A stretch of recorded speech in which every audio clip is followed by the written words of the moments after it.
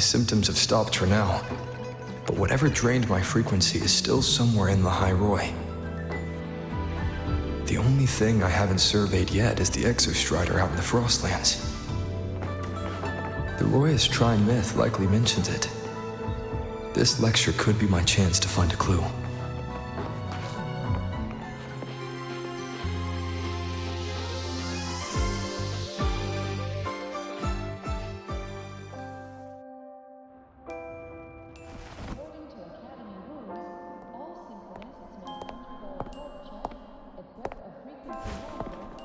Now, we reach the second epoch of the Rover Trying myth, the Sacred Reactor Epoch. After Boulder, the sun's incarnation, had sealed the foreign divinity Huthrungur, the Frostlands fell into an endless dream. Assistant Nivora, would you continue?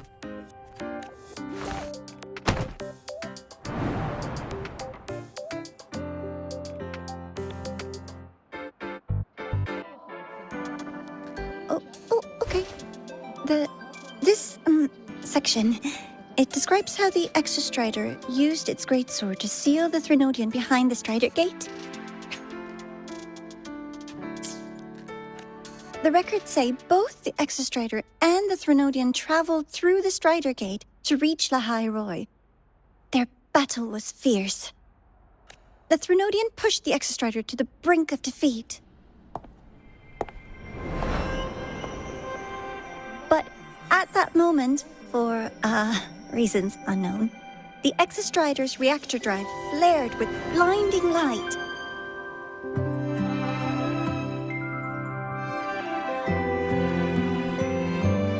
And it found the strength to raise its sword and seal the Threnodian away. Lahai-Roi was saved. What a relief.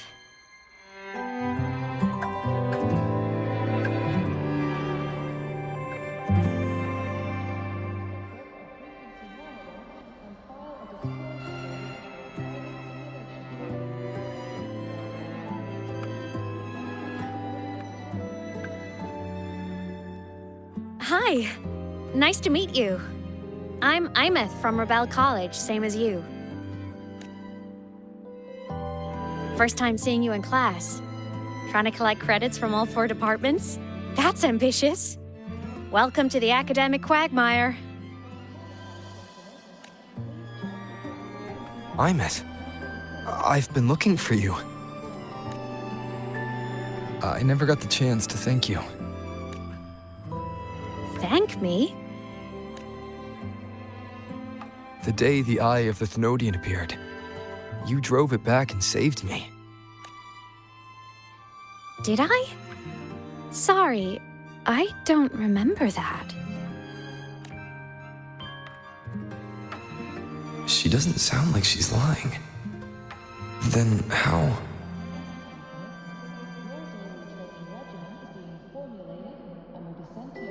A synchronist. A freshman.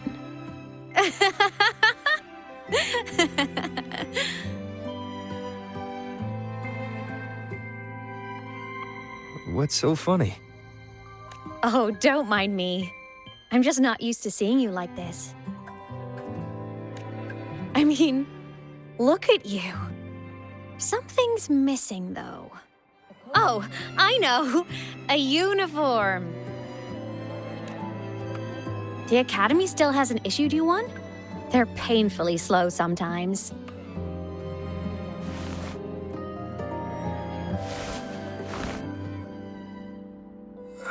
Aemeath?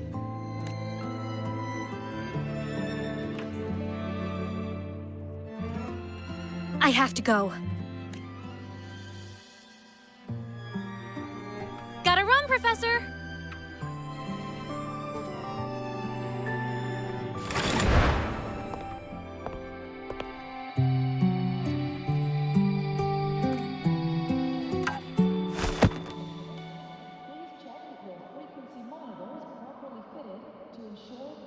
Rover, let's try to channel that enthusiasm into listening. Do come see me in my office after class, okay?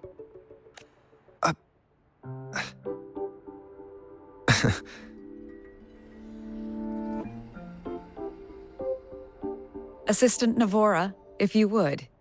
Pick up from the Twilight Epoch's Unending Winter, please.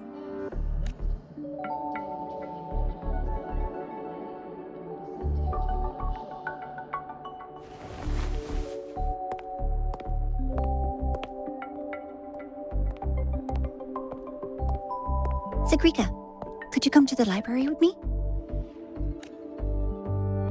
Okay. Hey, did you notice the new student? The one who kept talking to himself during class.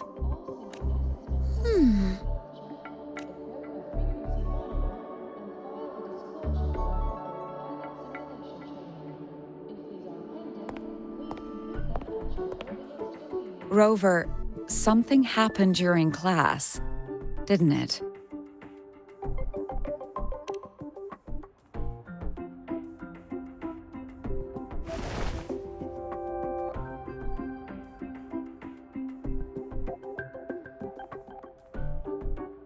So a girl named Aemeath just got up and left the lecture hall.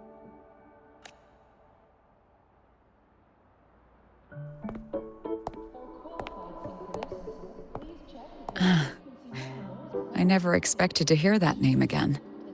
Certainly not like this. Perhaps you've just had a run-in with a ghost. After all, you were the only one who saw her. President Lucilla, what do you know about her? Stay at Rebel College long enough, and you'll eventually hear her name mentioned. Though it's a story from over a decade ago now. Aemeath was a synchronist. Brilliant, popular. Professors had high hopes for her. Then, during a piloting drill, she simply vanished. She climbed into a simulator with the others, but when the cockpit reopened, hers was empty.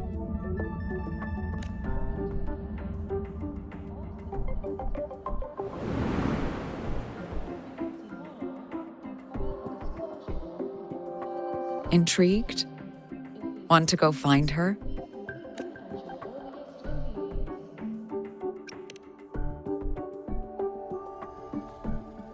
She saved you. Seems the mysteries around that girl are still multiplying. To see someone who vanished years ago, presumed dead, lingering around the academy, a figment of your imagination, or is there more to it?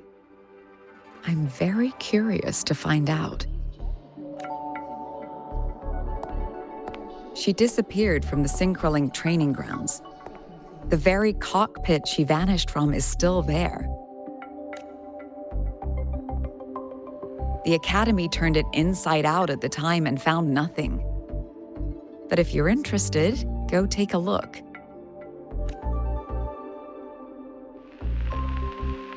I expect you'll dig up some new surprises for us.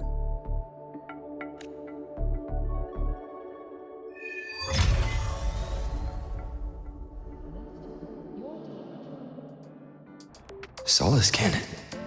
What could they be doing here?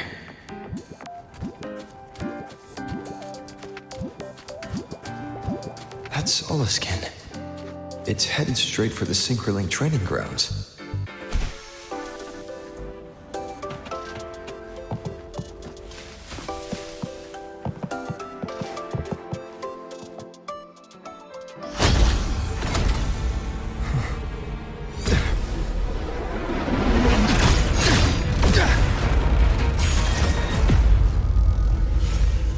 My frequency loss. It's getting worse.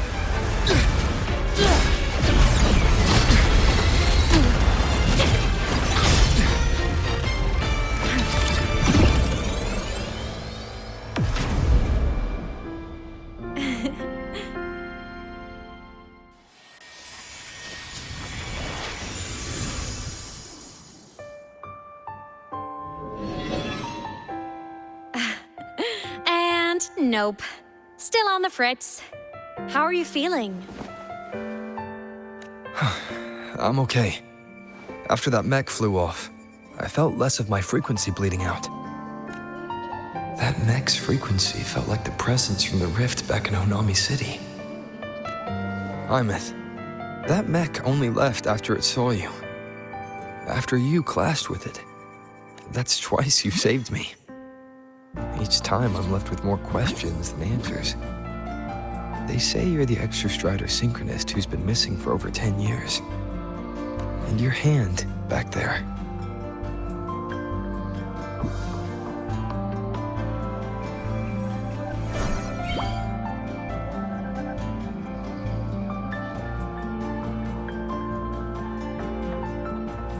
Me? I'm not the Exostrider synchronist now. I'm its resonator.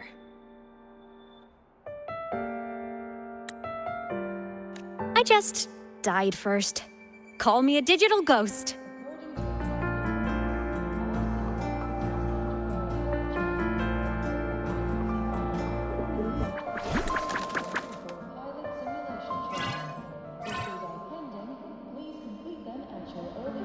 +10 years back, the underground seal broke.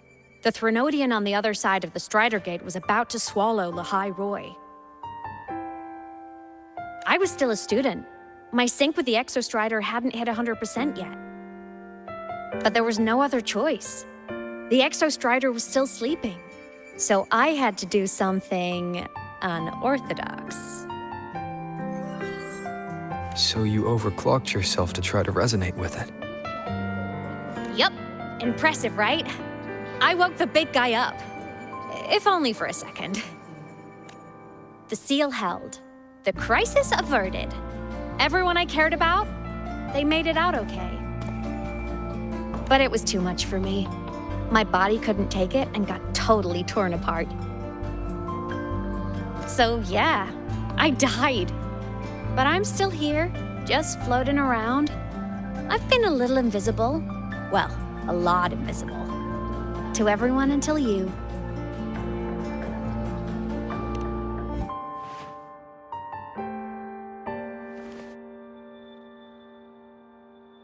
You can see me now because of this little guy.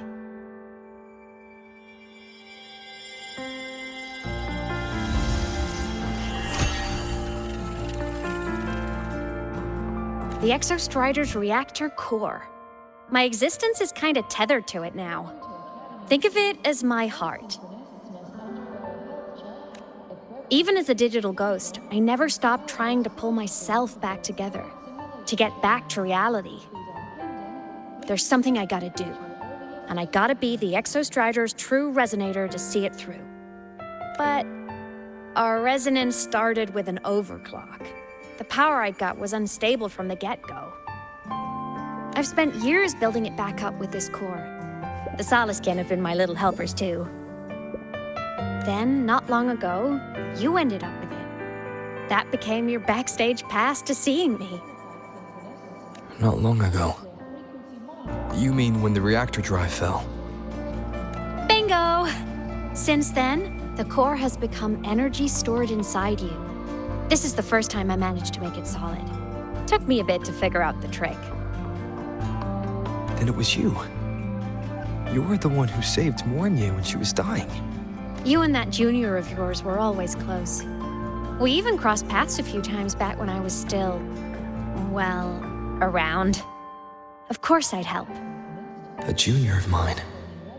So I really did know Mornye in the past. Oh, and by the way, when you charged in to save Professor Mornye, you looked pretty cool.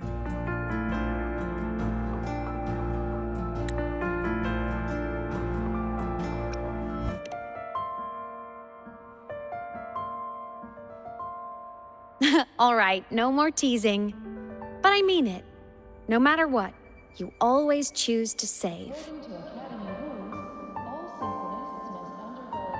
And to me, that's the coolest thing in the world. The most beautiful.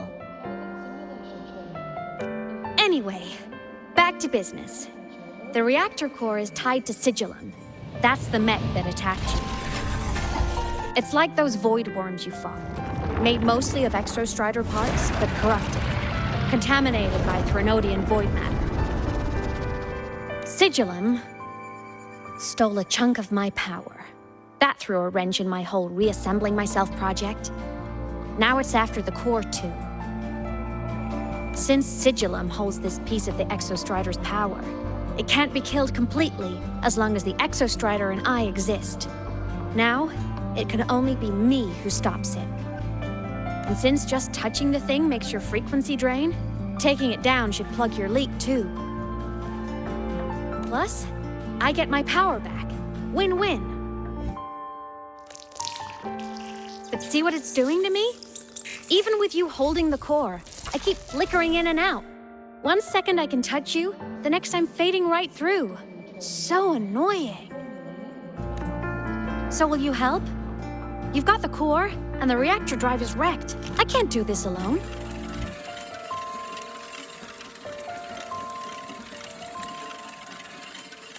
Also, I've noticed, when the core is in your hand, it runs faster. I can tell you're leaving a few things out, Aemeath.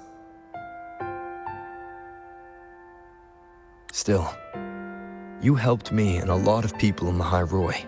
That's enough for me to trust you. What do you need me to do? Existence is the imprint life leaves behind. Being remembered, talked about, and seen. All the places I went when I was alive bear those imprints. The core's running lets me find and record those frequencies.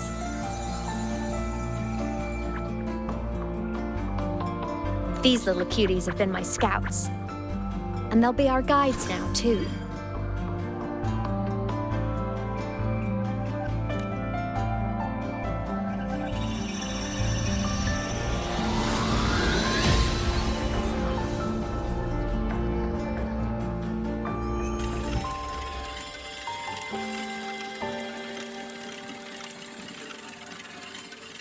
Pretty easy, huh? All you gotta do is carry the core and follow our lead. I'll do it. Alrighty. Thanks in advance, study buddy.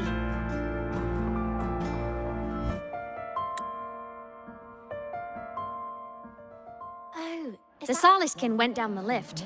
Let's follow. Before we go, I need to contact Mornye. The reactor drive was Lahai-Roi's son. If I'm using the core, the Academy will want to know.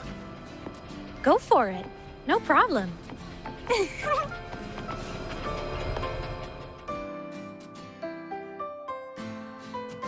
Aemeath definitely glossed over some things. Like what happened during our previous encounter. What she's done since becoming a digital ghost. And the real reason why Sigillum stole her power. After years drifting like this, to still hold on to that spirit. Her will must be strong. Prying answers from her won't be easy. I'll bide my time.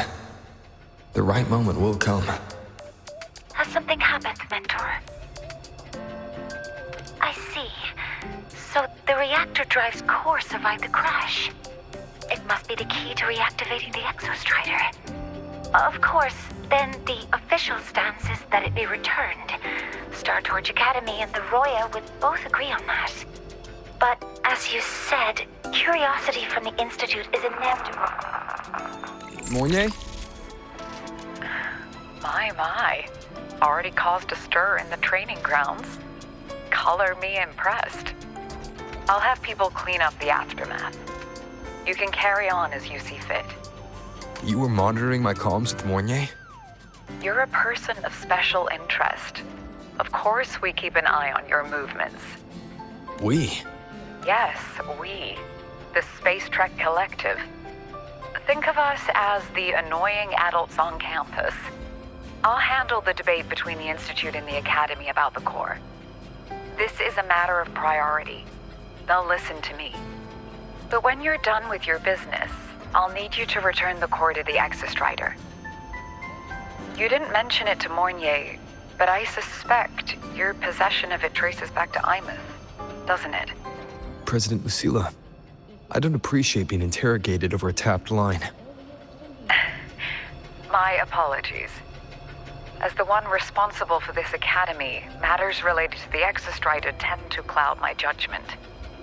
After the incident with Warren, we upgraded safety protocols on public lines. No more overstepping. Here is a peace offering. I've granted you full clearance. Passes for the Starboard Riseway, archive access, and use of Academy weaponry and equipment. I'll also personally apologize to Professor Mornye for interrupting your comms and ensure her next research grant is substantially approved. How's that, Rover? More to your liking? Why is the Space Trek Collective pushing this so hard? You should know. You have a past in Lahai-Roi, and you have some kind of connection with the Exostrider. The Twilight Epoch, the unending winter described in Royan legend, the threat of the Threnodian Aleph 1 is growing. We need the Exostrider awakened. Returning that reactor core is the only way. We've always trusted you to stand with us in this matter, to stand on the side of humanity. You know where to find me if you need anything, Rover. And my door is always open if you just want to talk.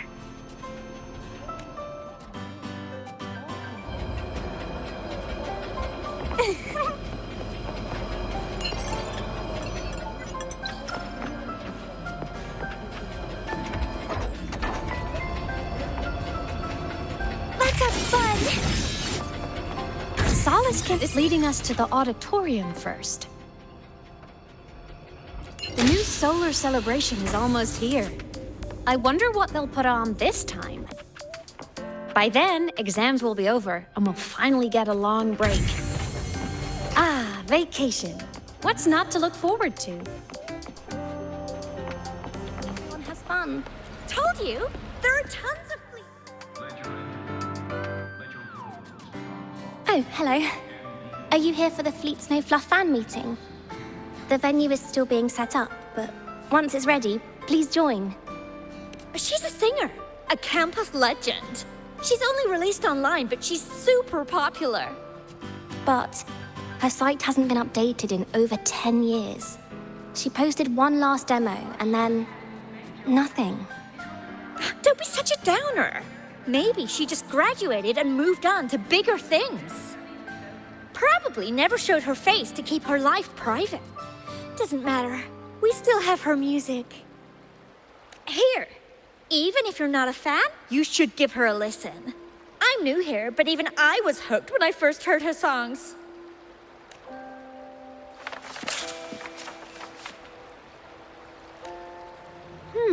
Nice print. A fan meeting. Huh. If they're happy, I'm happy. Come on. Let's follow the Soliskin and see what's going on in the auditorium. Told you! There are tons of Fleet Snow Fluff fans at the Academy.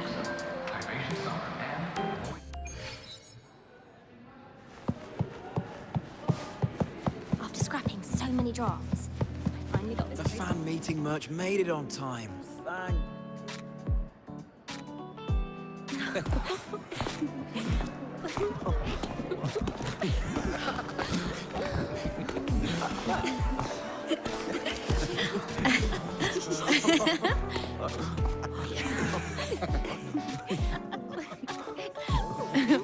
What?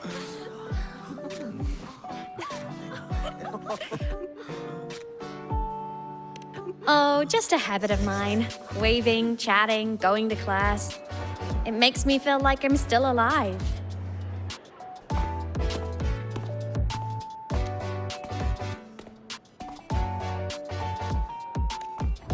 If I stop, I might forget what it felt like to be human. Call it a self-reminder.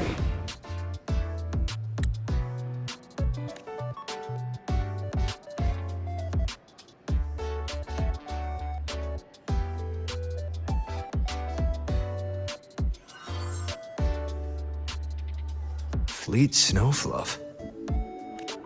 Yep, that's me. But don't say my alias out loud. It's embarrassing. So you weren't just a synchronist. You had a whole other life here. Just one of my many hobbies.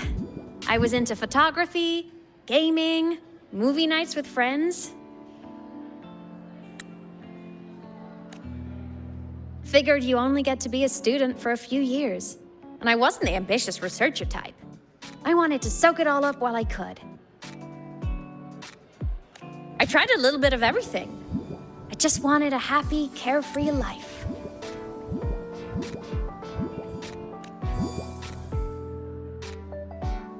Who knew I'd end up as a ghost, stuck as a student for 10 more years? How awful is that? Wait, does this mean I'm never gonna graduate?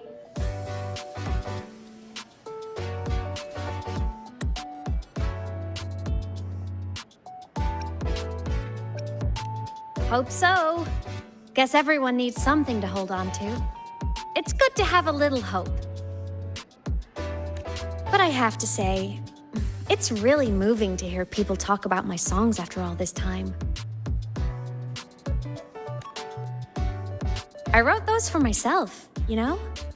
Never expected so many people to care. But if they made someone feel something, joy, pain, anything, that makes me really happy.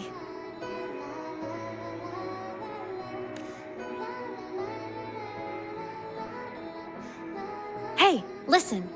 Hear that song playing in the auditorium? That's the unfinished demo I left on my site. What a shame. I really should have finished that before the training run. Now it's my little musical epitaph.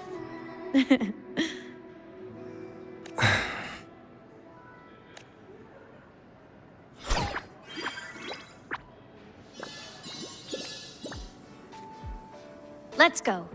The Soliskin is calling us.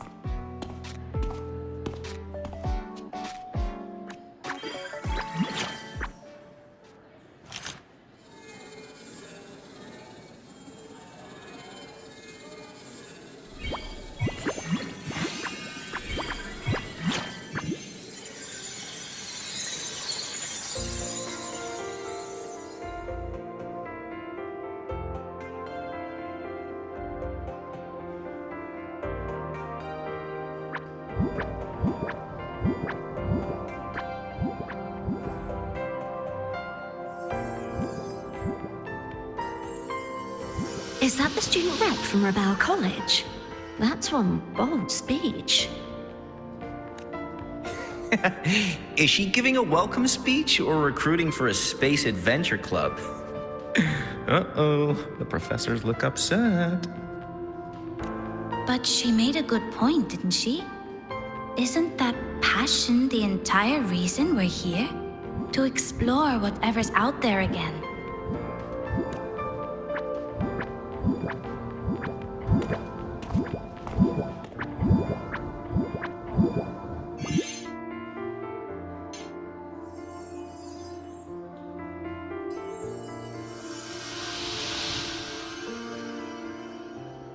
Aemeath, right?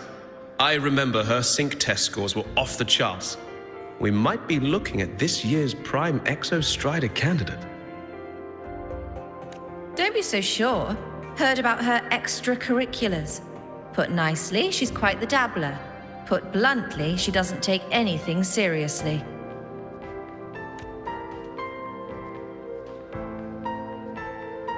Potential is still potential. She's brilliant. She just needs guidance.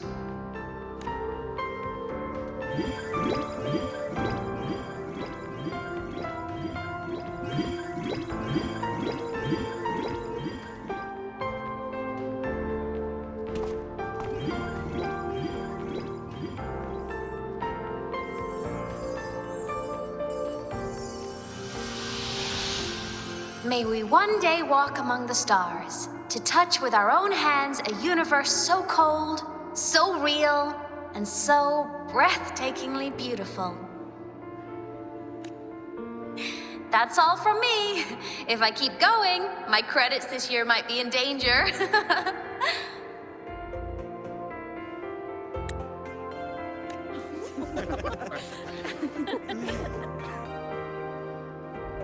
It's an amazing feeling to be here at Star Torch Academy, and to know I'll be sharing this journey into the great unknown with all of you.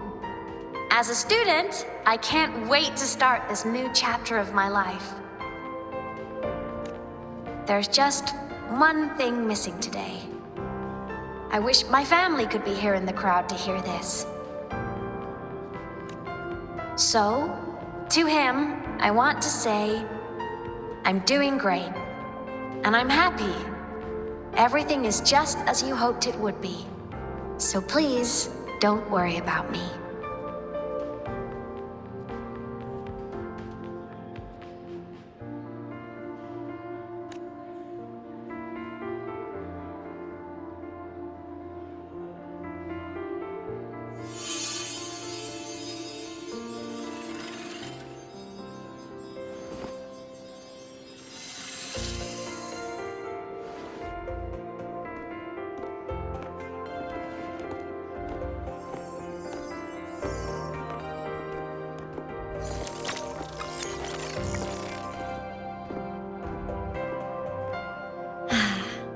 Looking back, I really do miss those days. Star Torch Academy is a nice place. I mean, I caused my fair share of trouble, but the professors never turned me away from lectures. You saved Lahai-Roi, Aemeath. But you paid for it with your future. And no one even knows.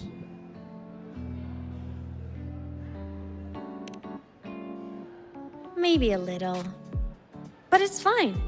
Loneliness doesn't kill. Besides, I still have plenty to keep myself busy with. I wish I could have been there. At graduation. To hug my friends and wish them all the happiness in the world.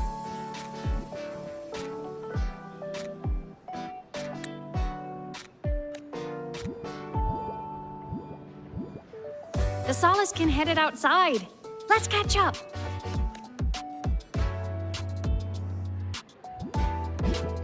If it's leaving the campus, it's probably going to the Frostlands.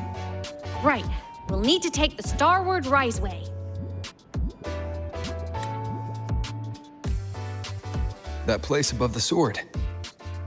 Yes, a frozen, silent plain, white with endless snow. The place where the Exostrider finally sank into slumber.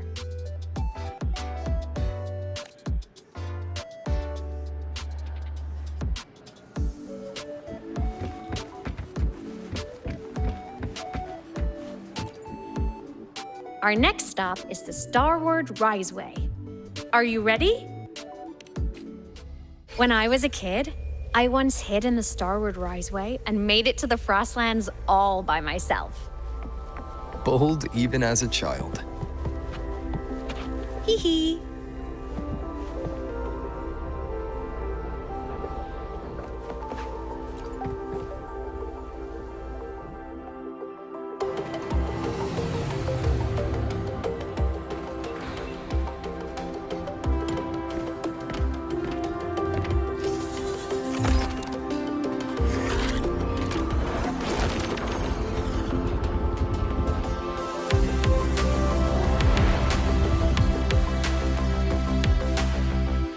Thermal jacket on. Be extra careful, don't want your things.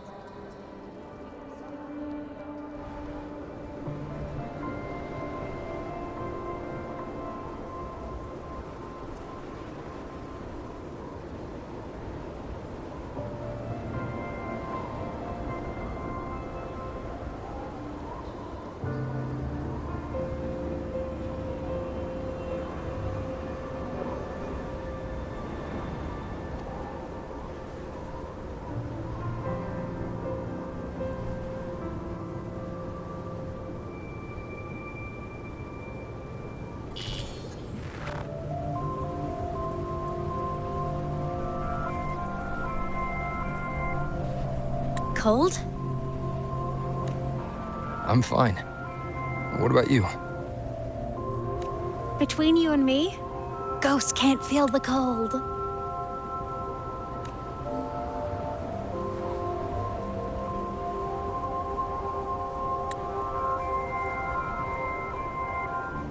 The snow. It's so beautiful. What a coincidence to run into you here. This is a pleasant surprise. Oh, it's Dr. Luuk. When he's around, just pretend I'm not here. Otherwise, you look like a weirdo talking to thin air. You should hide too, okay? This is our secret journey.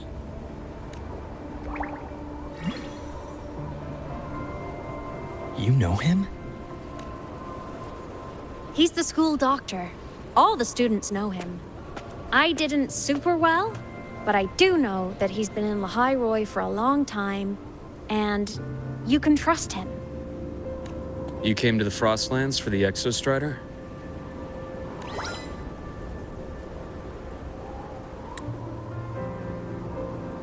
I'm headed the same way.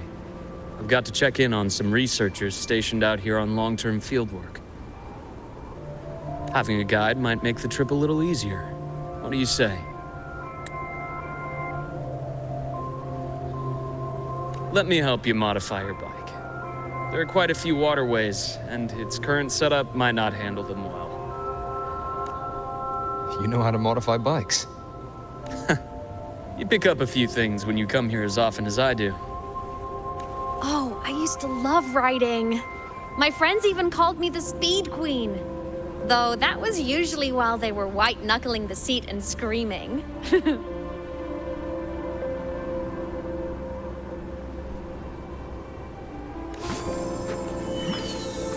Look at this place. Hard to believe it, but years ago, all of this was a lush green forest. Back then, the Roya were nomads, the true natives of Lahai-Roi, who walked in step with nature itself. Was it the lament that changed it into Frostlands? Yes. It triggered a magnetic pole shift. From then on, Lahai-Roi became the new pole. But a lament wasn't the only cataclysm stirring back then.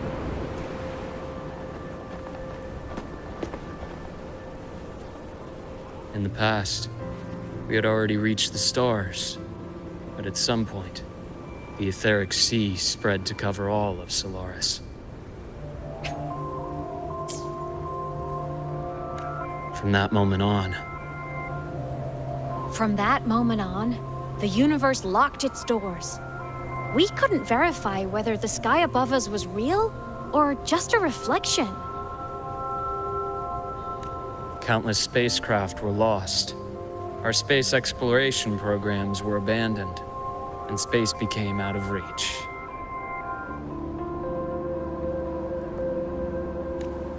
But times have changed. Since its founding, the goal of Star Torch Academy has been to use the Exostrider to explore space, whether through the Etheric Sea or the Strider Gate. I understand the Etheric Sea part, but the Strider Gate?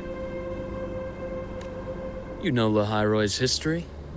Both the Exostrider and the Threnodian first came to Solaris through the Strider Gate. The Academy has its theories, but here are two you might find interesting. The Strider Gate is a gateway to outer space, and Aleph 1 is a Threnodian alien to Solaris.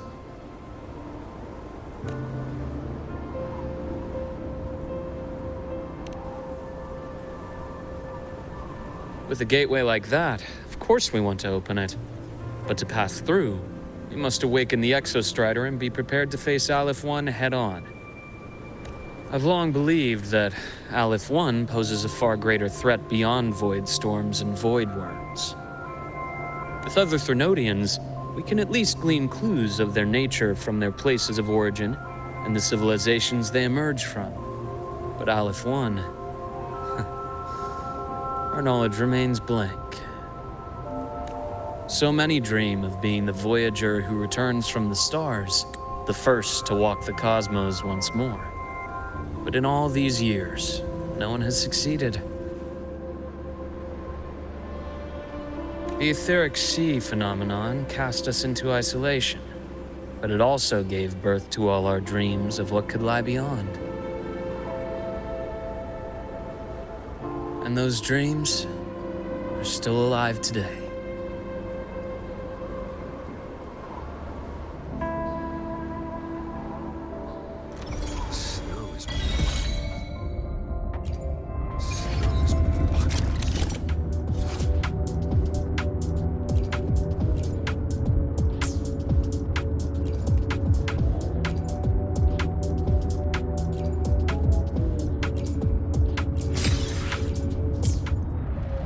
Dr. Herssen? Just call me Luuk. It has a nicer ring to it, no? Then, Luuk, you asked about my feelings in the Academy. What about yours? How long have you been here? About 20 years. I was a traveler before that, seeing what Solaris had to offer. But then a friend asked me to come to Lahai-Roi. Keep an eye on things here for him. The students make it easy. Watching them find their way is its own reward. They enjoy talking, and I enjoy listening. The work suits me well.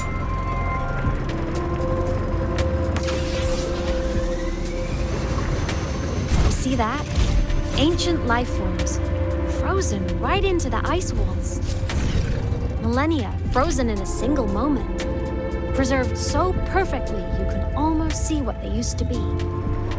To be stuck like this forever, kind of miserable, don't you think?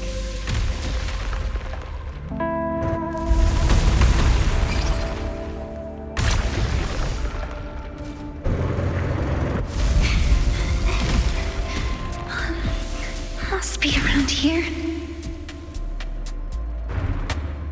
Someone's ahead. That voice.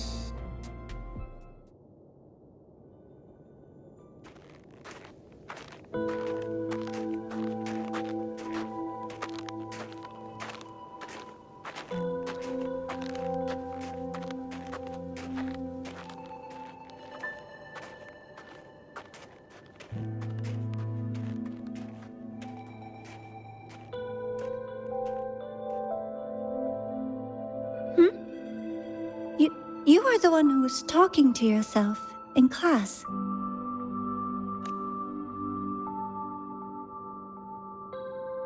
Whoopsies. Oh, and Dr. Herssen. You are traveling together? Did the Academy greenlight a new field trip? Just my routine checks on the field researchers. Rover here has their own business to attend to, but we're headed the same way.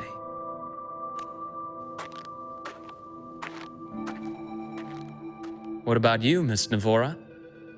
Chasing more fallen debris? Yes, exactly. I heard the Frostlands have been experiencing changes since Helios was launched. I had a hypothesis that new debris fields might have been exposed. Debris? Space equipment that fell from the sky long ago. Probes, satellites, and even space stations. Some previous digs unearthed wreckage containing records lost during the lament. Oh, and images. Photos taken in orbit of other planets. They were absolutely breathtakingly beautiful.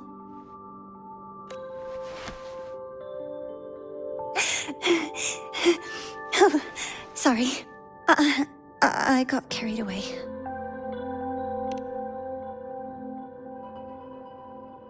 Thank you. Sometimes I'll just start info dumping. I know it's not the best.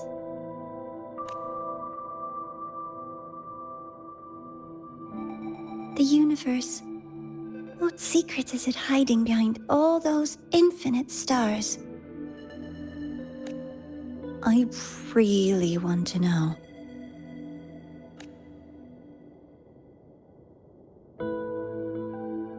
Anyway, in short, I came here for the fallen debris.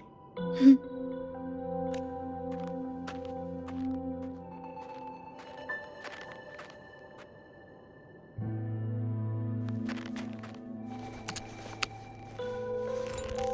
data on the instrument shows there's a high chance that close by... Huh?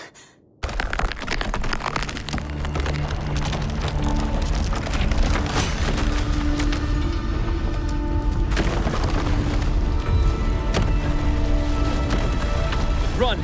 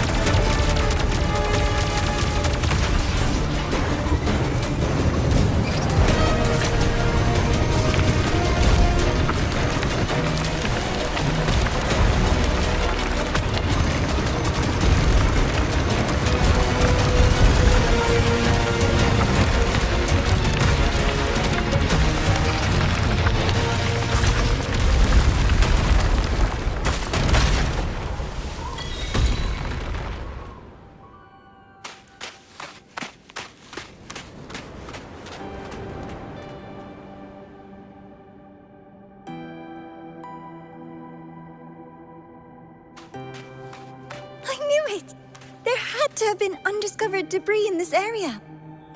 It must have been sealed in the ice wall all this time. Luuk, Nivora, you alright?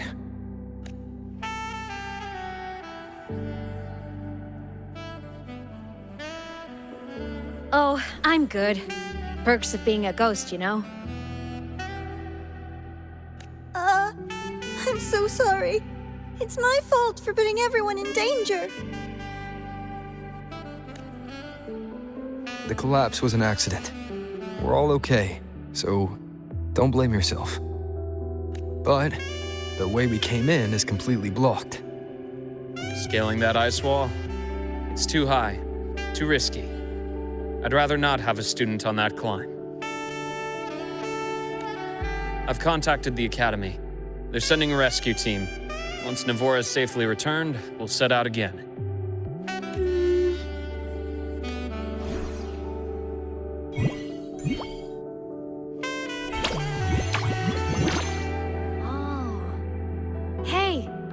Here says our next stop is deep in the ice. There's a path at the bottom of the station. Want to check it out? But what about waiting inside the station? It's freezing out here, and another collapse is possible. It's safer to wait for the rescue team indoors. I agree. I want to see what's inside too. With Rover on the team, a quick recon should be manageable. Up to you.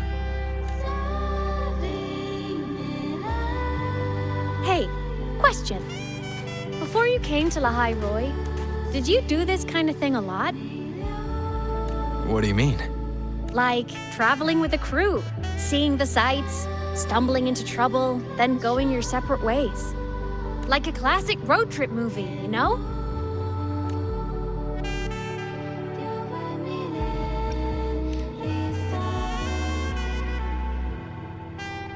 Oh, so more big budget action? I can see that. Solaris is crazy. Looks like this time I get a co-starring role. Amazing! Let's keep going, study buddy.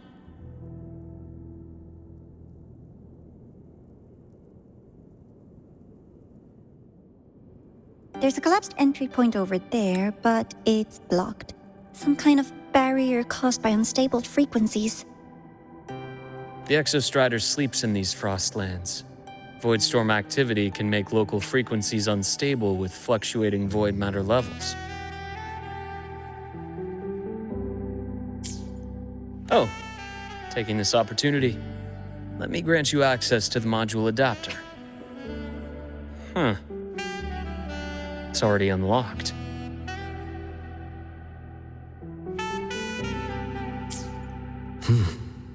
That must have been Lucilla. Let's move to an area with a stronger signal so it can be deployed.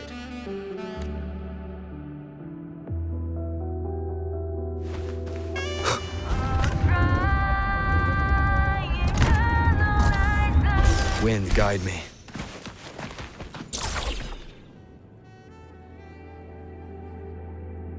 This module adapter was developed by Star Torch Academy for Frostland expeditions. It lets you interact with frequencies disrupted by void matter. Give it a try. You'll need it here.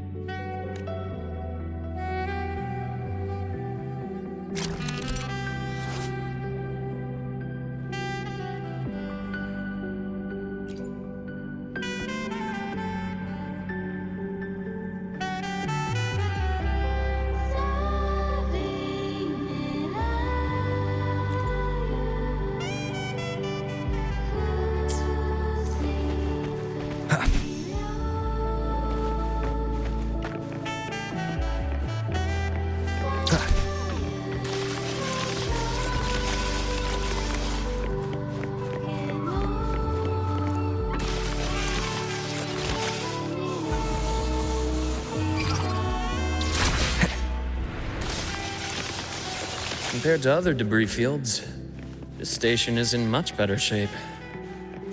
It's amazing.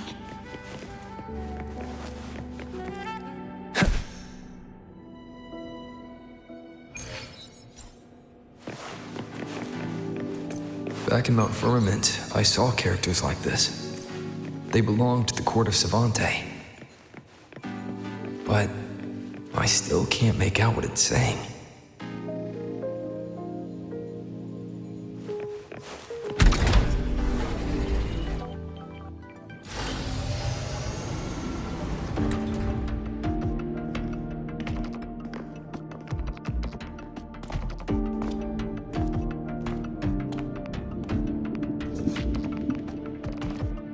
This is...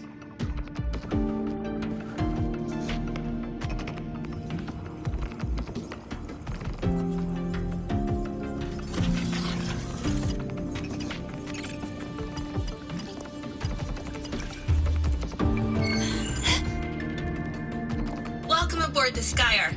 I'm Luuk, your guide for today's tour.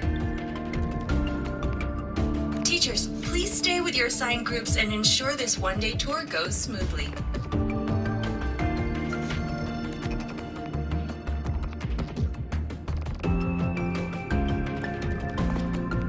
Please direct your attention here. This containment unit holds droplets of the Etheric Sea itself. As you know, the Etheric Sea suddenly appeared above Solaris one day. During that initial event, the court of Savante briefly glimpsed a figure of a white-haired woman. She vanished in an instant, leaving countless puzzles in her wake. What is the Etheric Sea? What does it do? And why does it appear? The court of Savante conducts research here at Skyark to seek answers to these questions. Next, please scan your clearance with the system and follow me in an orderly manner. We will now proceed to the central deck. Awaiting us is this station's most significant breakthrough, a mass relay device powered by a stabilized sample. A sample of the Etheric Sea? If it's part of the fallen debris, can it be? This research started before the phenomenon first appeared? Oh my, this is an absolutely incredible discovery! Thank my lucky stars I came to the Frostlands today. That guide was probably a hologram frozen in the system's memory. Those brilliant minds in the Institute will be wetting themselves over this. One-day tour, huh? From the way she spoke, the visitors must have been school kids.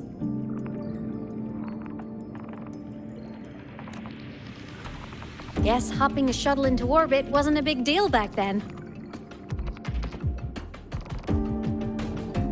The containment unit looks custom-made too. Transporting those samples safely would have been a massive logistical operation.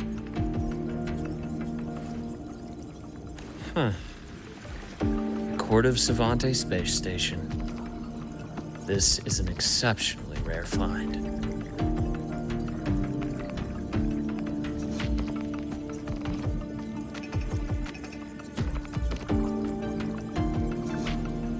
The Academy has recovered other debris from this era. The systems have enough common architecture for me to manage a basic reboot. As for the Court of Savante's characters, let's just say I developed an interest in it, under unique circumstances. The characters in that pin, they're Court of Savante letters. I obtained it by chance. In fact, it happens to involve you. This isn't the place for that story. When we're back at the Academy, come by the infirmary. I'll explain then. After all, it is a long story. Ooh, sounds mysterious. I want to hear the story too. Please, pretty please.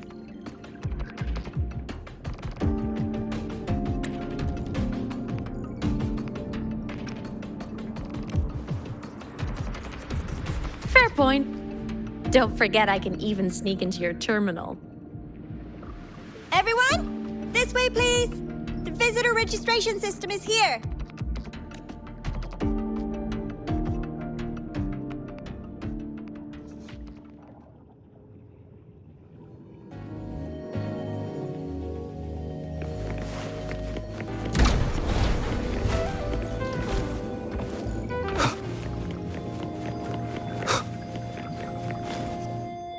Welcome aboard the Sky Ark space station.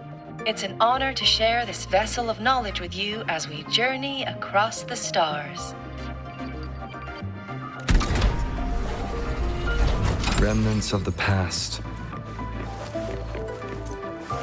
The clearance we got won't grant us access to the entire station. We'll need to register again later.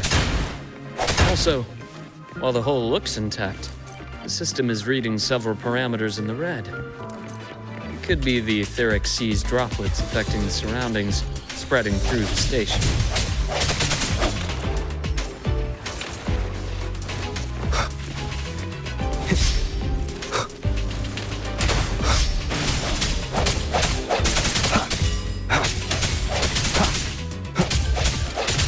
Strike from the shadows. Hopefully this helps. No hesitation.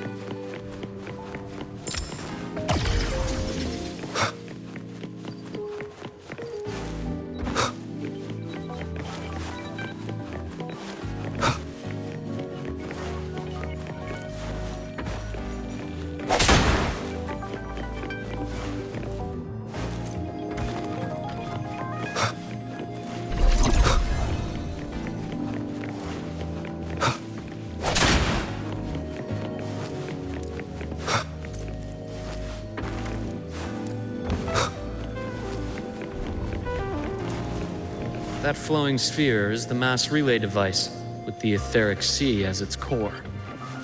Let's check the console.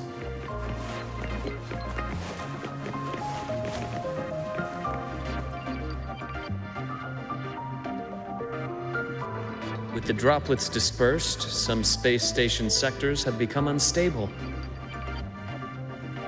This mass relay device shares the same origin as the droplets. It can stabilize them and also punch a corridor to other sectors. Incredible that it has such capabilities.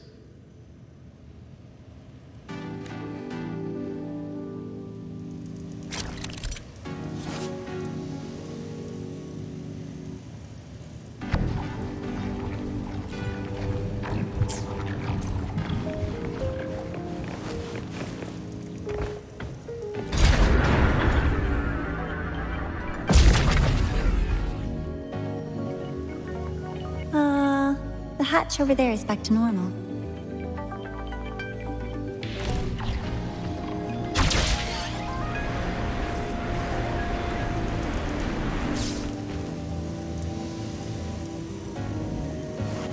Interesting. Feels different from how I usually move.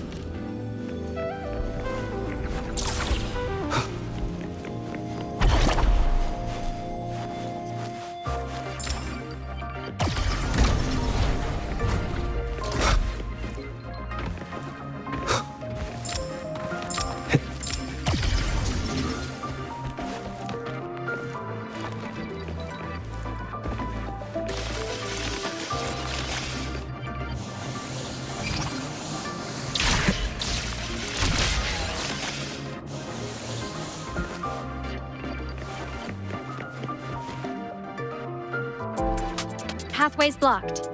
Let's try the module adapter.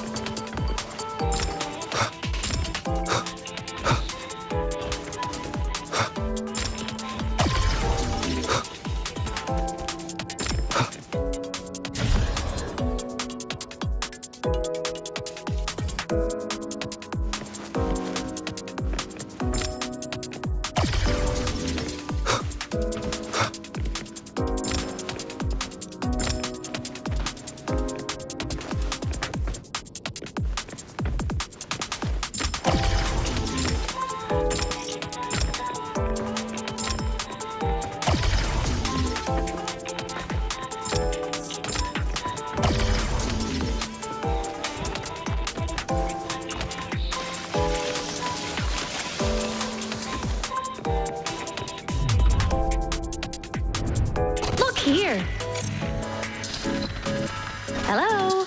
Digital Ghost, remember? Hacking this is easy. Welcome to Aemeath.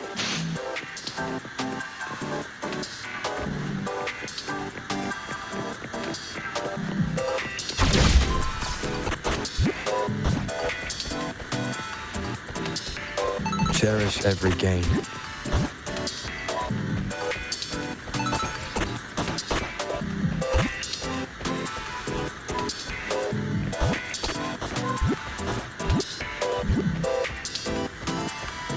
Remnants of the past.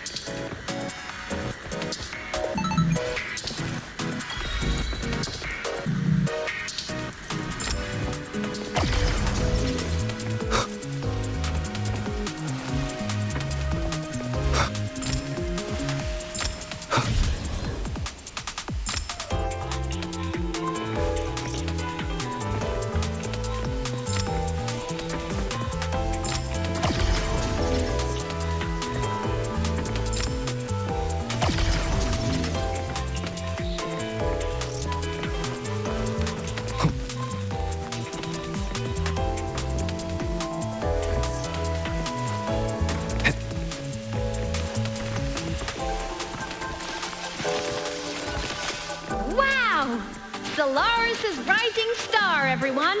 What a leap! Oh, come on.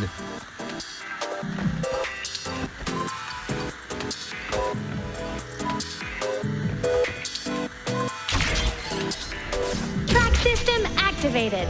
Done. This track was used to transport experimental samples from space. The storage facility should be just ahead.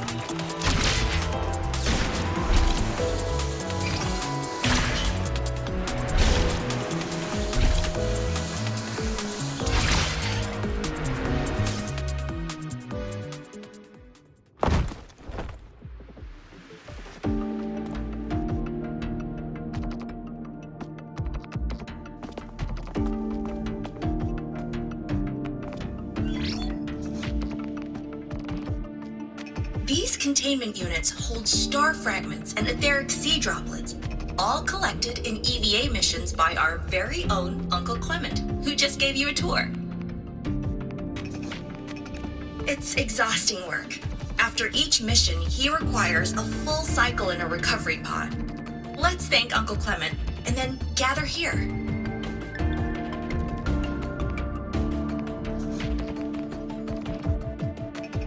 Now, please welcome Project Director Junshi to give us an overview of the Etheric Sea Initiative.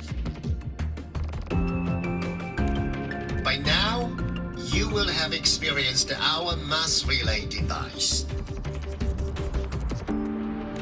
It is our first major breakthrough and definitive proof of our theory that the Etheric Sea can be utilized as a gateway.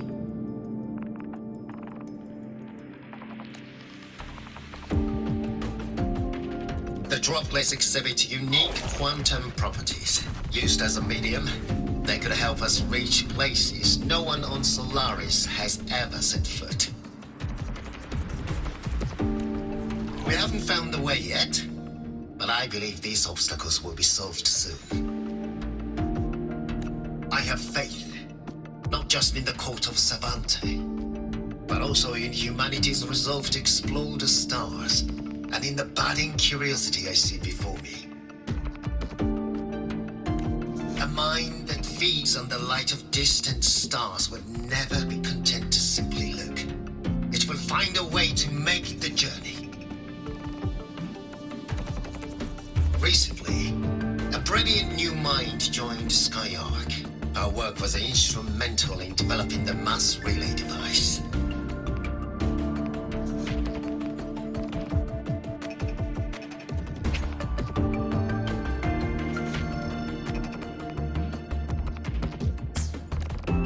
Let's welcome Professor Wei Ying to share her vision.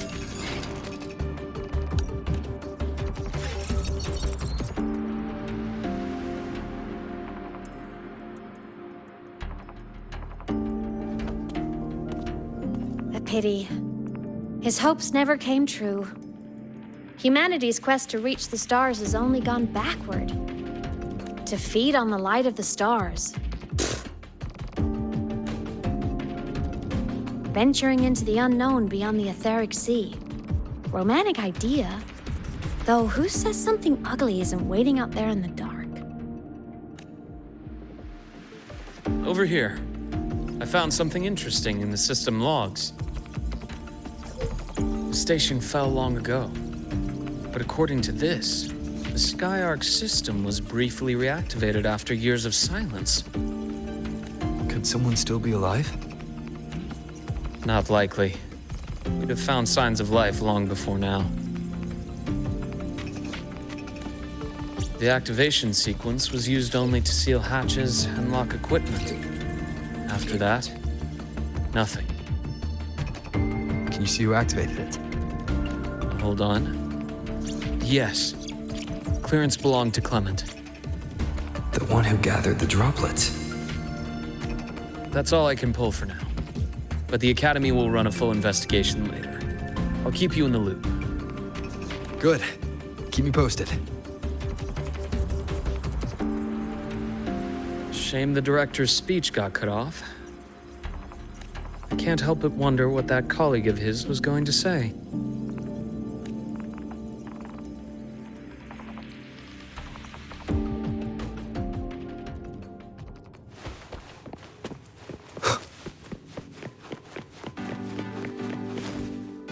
Welcome aboard the Skyark.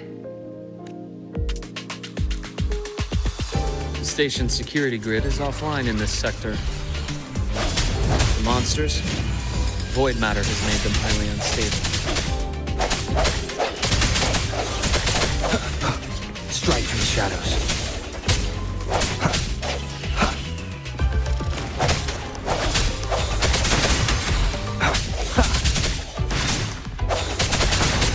No hesitation.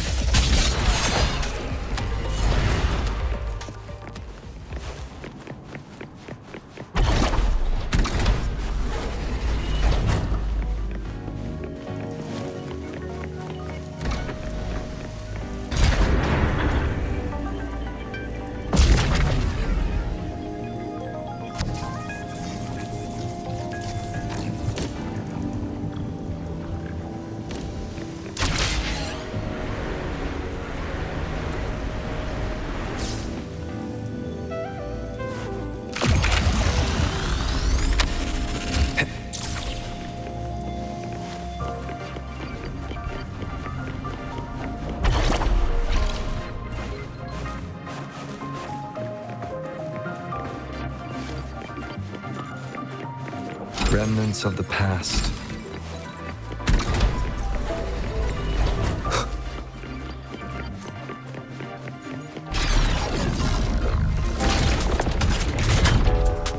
Leave it to me.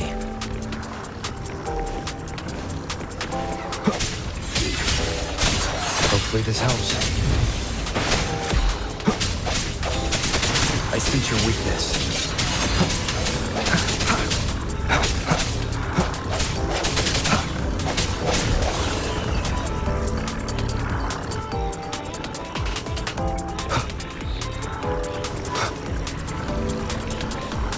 Hopefully this helps. The hour is upon us.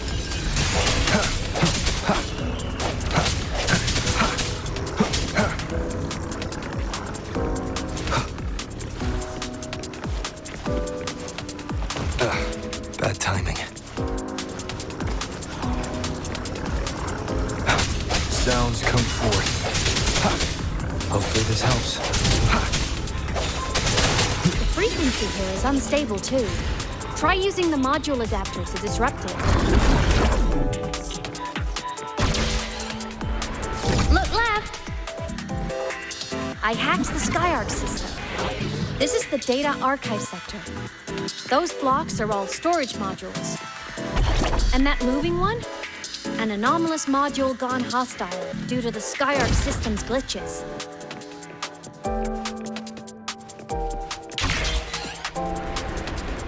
Leave it to me.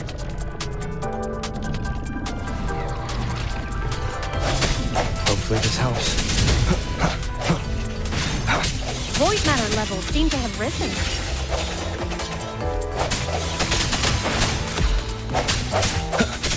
Strike through shadows.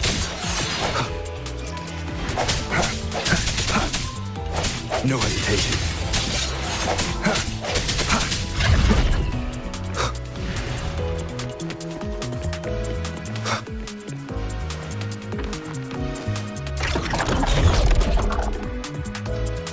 It's moving deeper into the sector. I'm on it. Look! Lahai-Roi Blocks is complete. In the Space Fantasy Katia series, every copy included this minigame. I love it so much, and I'm really good at it.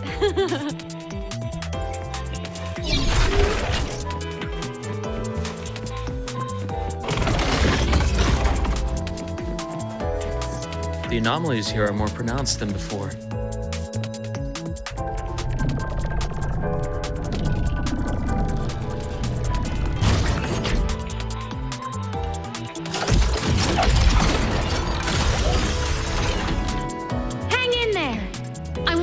Something in the Skyarc systems. Use the adapter to disrupt these error modules.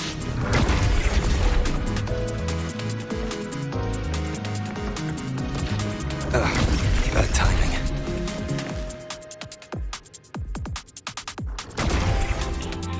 Breach complete.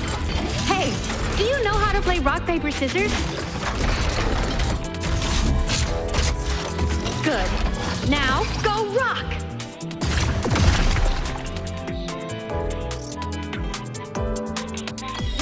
We won! Amazing play!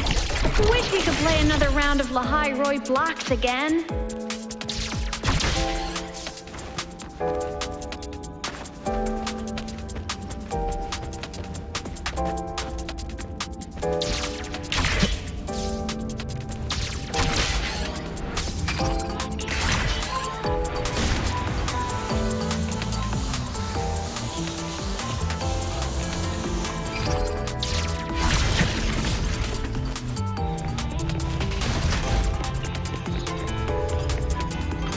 Things are just like minions in the Space Fantasy Katia series.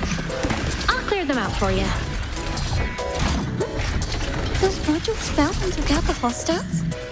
Doesn't it feel like we've been extra lucky this whole way? You're right, but some modules did attack us. Hard to tell if the Skyarc system likes us or not.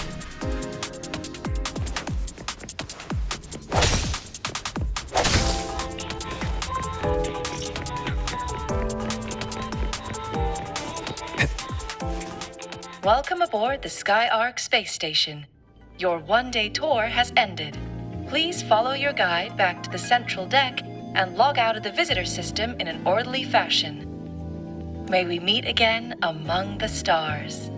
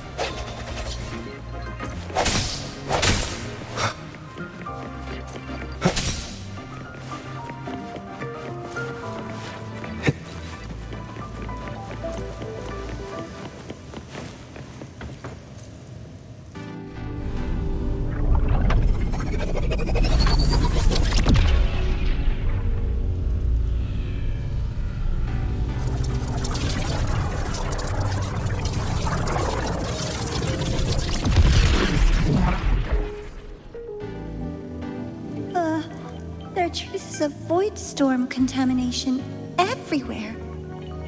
This concentration of void matter should have flooded the upper decks by now. Could something be containing it down here? Further in. Something's down there.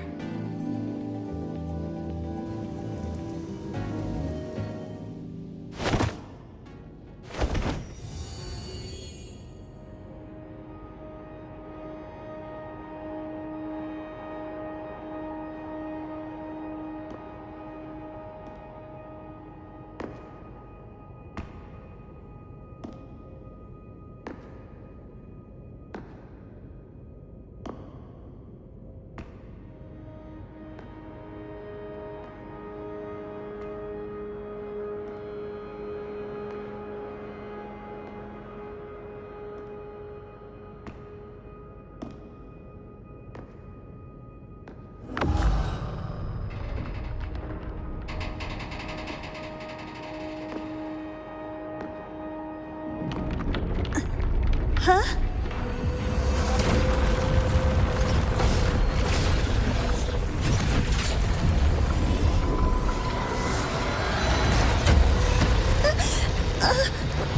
That hurts. Nivora!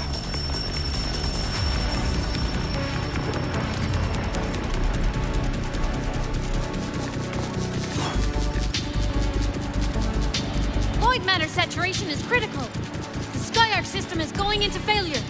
I'm going in to try to stabilize it.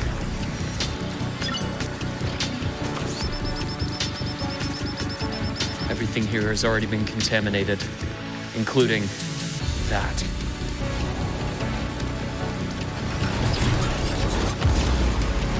From a doctor's perspective, the only healing left for what this man has become is wounds.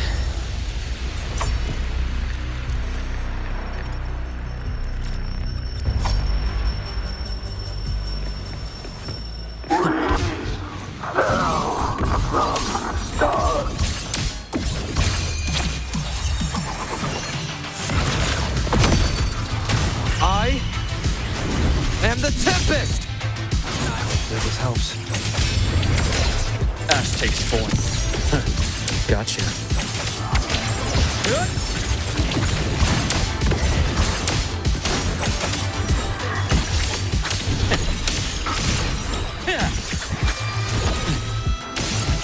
A bearable price.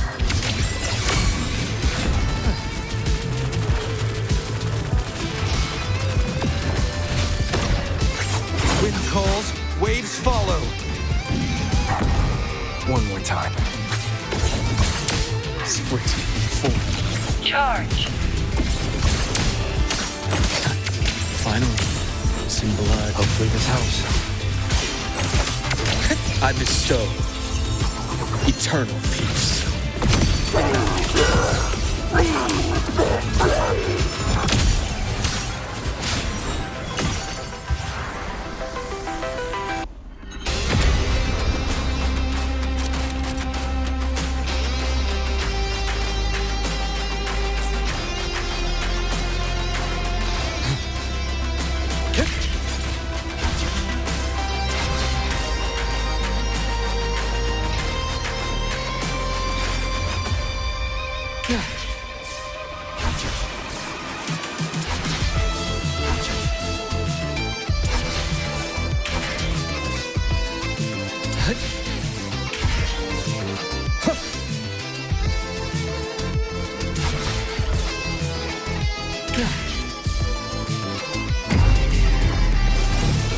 Dissection! Finally, some blood. Time to incise. Hopefully this helps. I am that. Bad timing.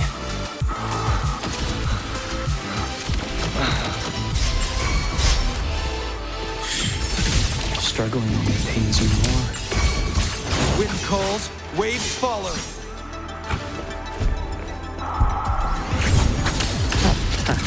Game over. Rise anew. Now, hopefully this helps. I am the Tempest! A deep incision. Split in four. Charge. I deliver merciful death. My past takes form. Time to incise.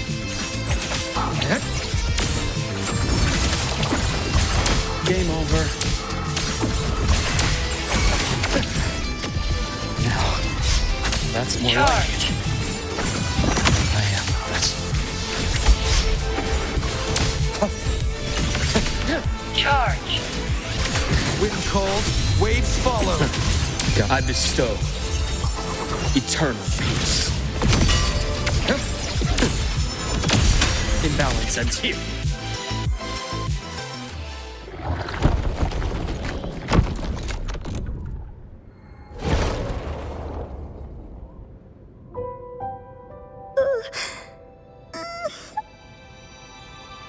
I'll check her injuries. Will you patrol the area to make sure there are no more threats? Got it. You go check on her.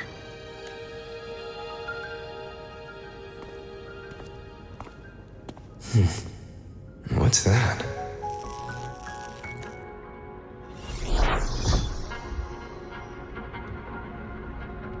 The Skyark system is stabilizing. Look, a log entry. Clement.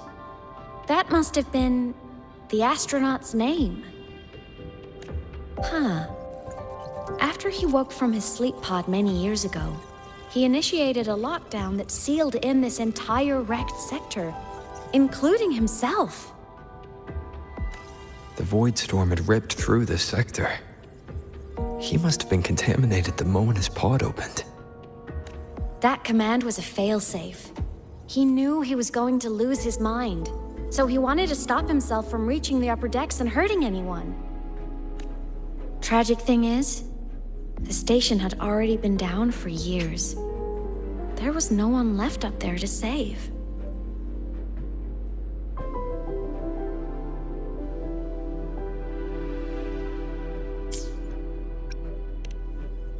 There was nothing human left in him. But sealing himself away, that choice had to come from the man he once was. I guess losing yourself in a dream where everyone's still alive is its own kind of comfort. It's not like you can change reality.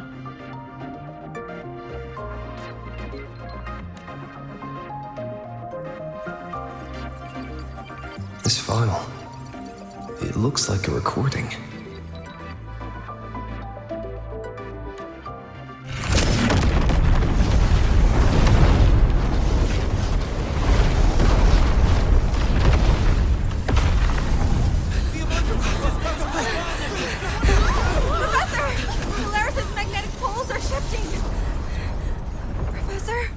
Luuk.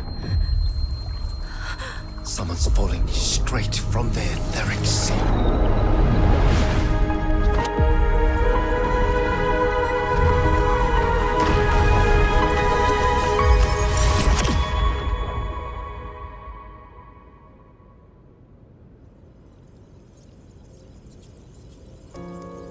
Was that me in that recording? That had to have been the station's final moments, when the Etheric Sea phenomenon suddenly spread and engulfed all of Solaris, like Luuk said.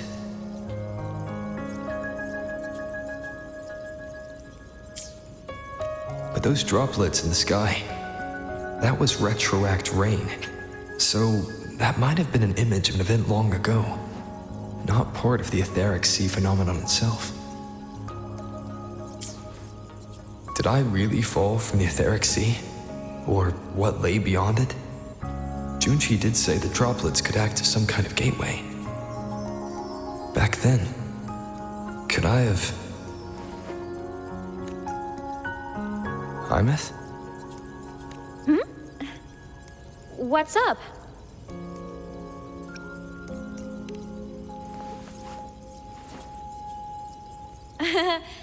Not at all. I'm fine.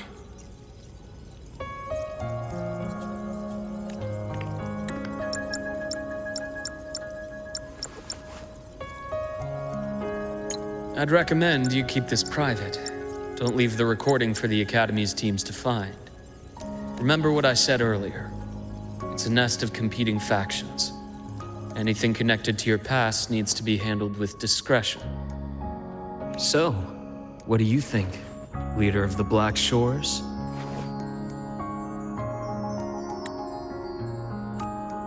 Very few people know about that. Be direct with me, Luuk. I know you knew me before, but I acted mostly as a bloom bearer in the past. You and I, what exactly are we to each other? Friends, I'd say.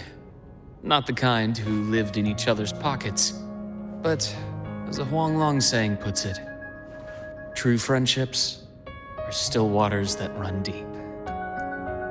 We met by chance, and by another twist of fate, you entrusted me with a rather long-term assignment. How about this? Strangers in passing who became confidants. How does that definition suit you?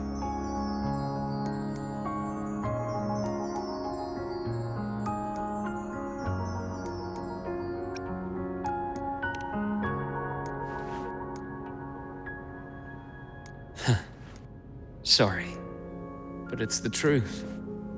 We didn't spend much time together, but we got along instinctively. Star Torch is a web of competing interests. If this video leaks, it'd create quite the cleanup operation. After your sudden exit years ago, people were lining up to unpack your history. Solaris' golden boy. Forever a mystery.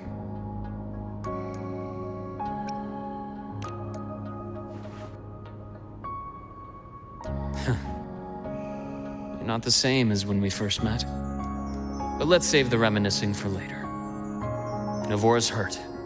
I've stabilized her, but as a doctor, I must stay to watch over her. From this point, you'll have to proceed alone. We'll wait here for the Academy's retrieval team. All right. I'll see you back at the infirmary.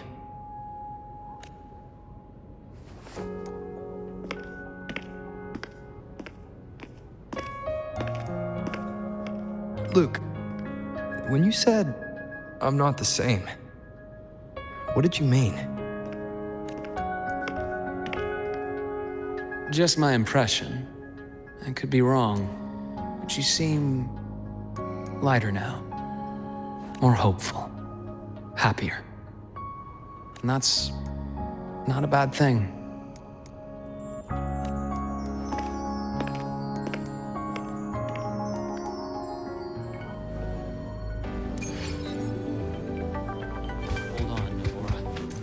The retrieval team will arrive soon.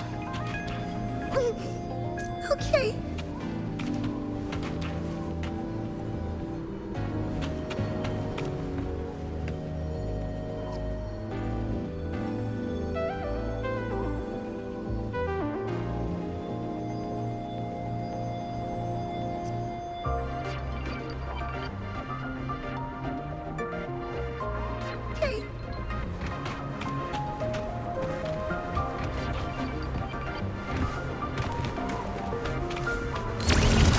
So, our squad of 4 is now a squad of 2. Oh, wait. I don't really count, do I? Guess that makes it a solo squad now. I once got accepted to work at a research outpost in the Frostlands. I took a different route back then. That's a surprise. I thought you'd prefer hobbies over field trips. Well, I was really into void storms. Good, let's follow the light ahead.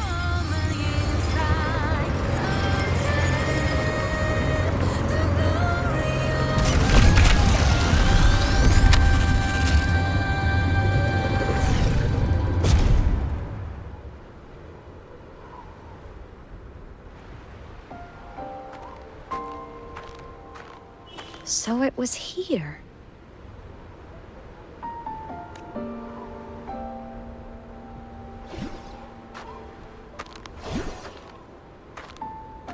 This is the research outpost you mentioned before. One of them. I worked at several outposts back then, but this one wasn't so lucky. The scan shows it was hit by a sudden void storm surge. No survivors. So that's why I never saw them again back at the academy.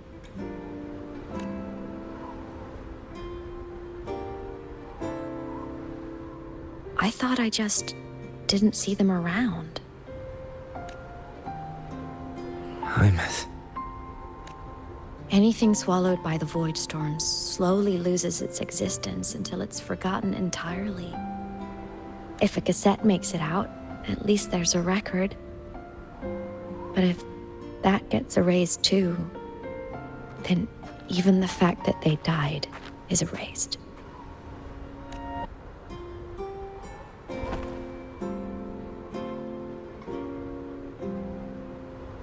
Use the core. I want to see them again.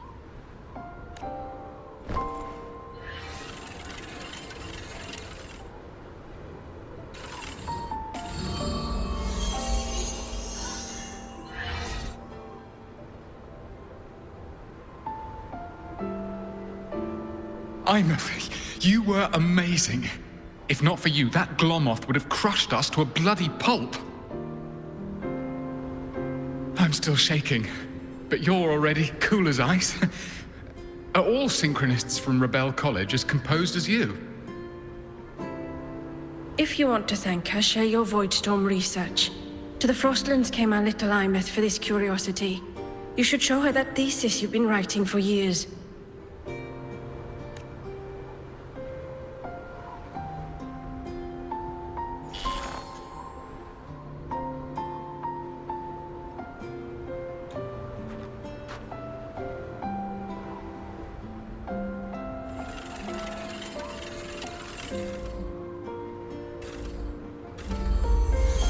Aemeath, you think cassettes might be a breakthrough? I'm not sure. Right now, they're just for archiving. Actual transcription feels like a leap. Try looking to the Exoswarm for inspiration. In Lahai-Roi, only one power against the Voidstorm exists, and that all comes from the Exostrider. Your thesis or your delicious stew, either works. I'm not picky. As for the void storm, I'll try all your ideas. The problem is, we don't understand the void storm deeply enough. Especially in the depths with high void matter concentration. No probe survives the journey, so research is stuck. I can't shake the feeling that...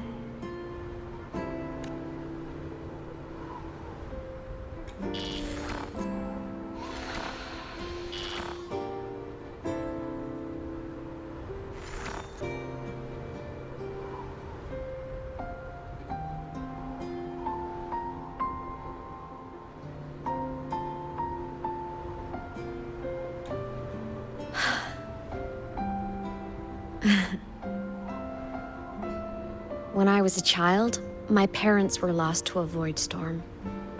Soon after, I even forgot what they looked like. So you see, death hasn't been all bad.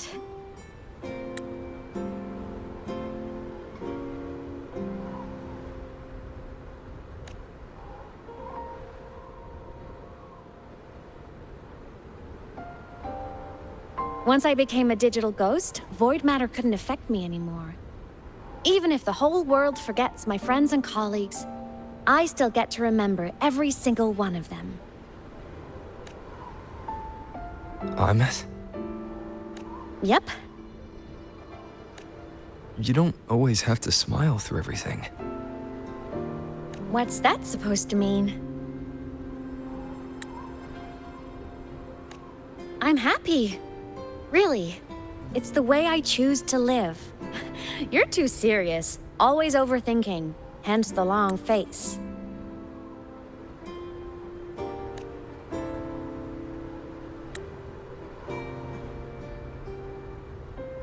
You wouldn't understand how happy this moment makes me.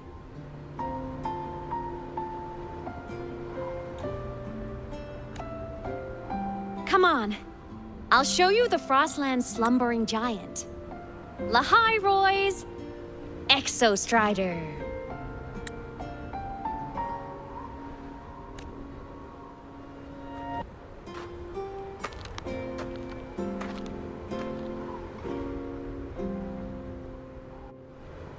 Ever since I became a digital ghost over 10 years ago, I've stayed in Lahai-Roi. Can't get too far from the Exostrider. You've been to many places, right? Care to share some stories? Let me think.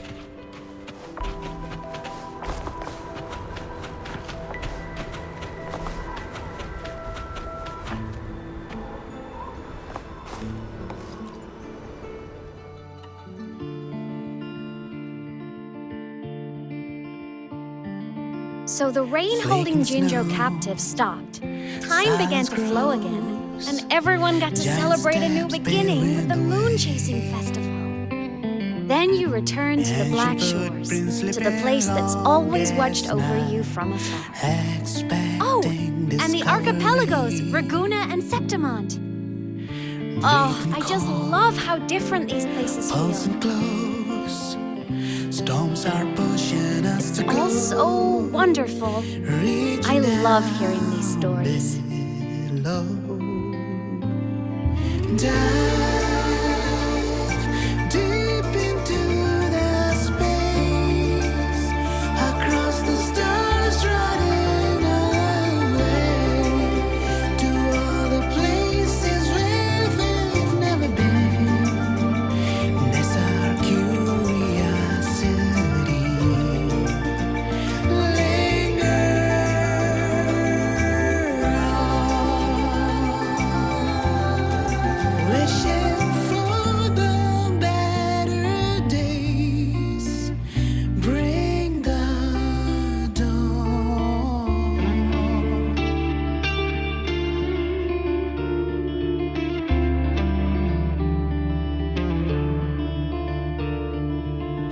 Satellites, quiet core, resonance is hard to find. Meteors crash towards frozen crust that can't crush, crave for the unknown. Engine falls, frosted dreams. It wasn't all smooth sailing. Plenty of emergencies along the way. Still, it all sounds amazing. And I know you must care for some of the people you met. Tell me, this journey you've been on since losing your memories, have you been happy? Yeah. That's all that matters. Wind against my vines.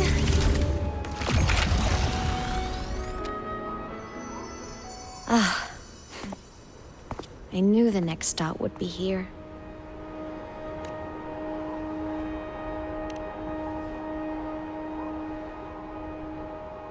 The cabin up ahead. It's where I used to live with my family.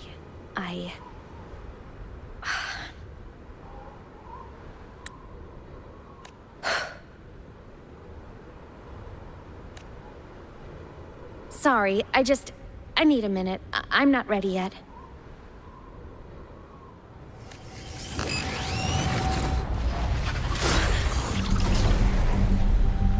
Just like before, the moment it appears, my frequency starts getting sucked out of me. Aemeath said it's a Thenodian derivative, like the Void Worm. They share similar frequencies, but my gut says it's different.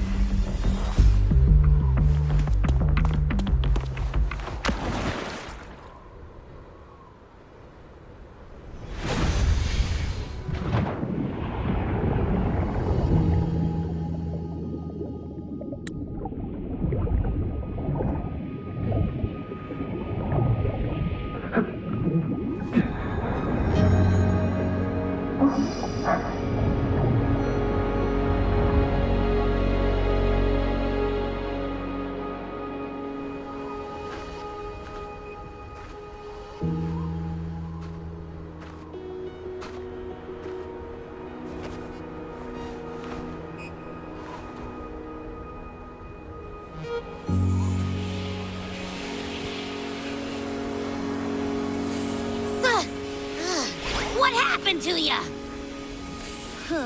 Your frequency's been leaking everywhere. I tried plugging it from the inside, but it didn't work. This is no good. How about this? It stopped. For now, I gotta rest. You did great, Abby. Go get some rest. Don't you ever jump in after me like that again.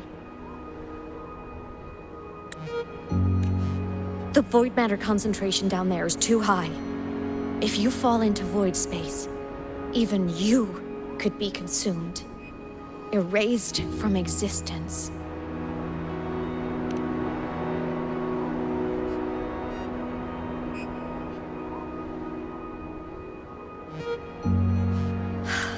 Always making people worry.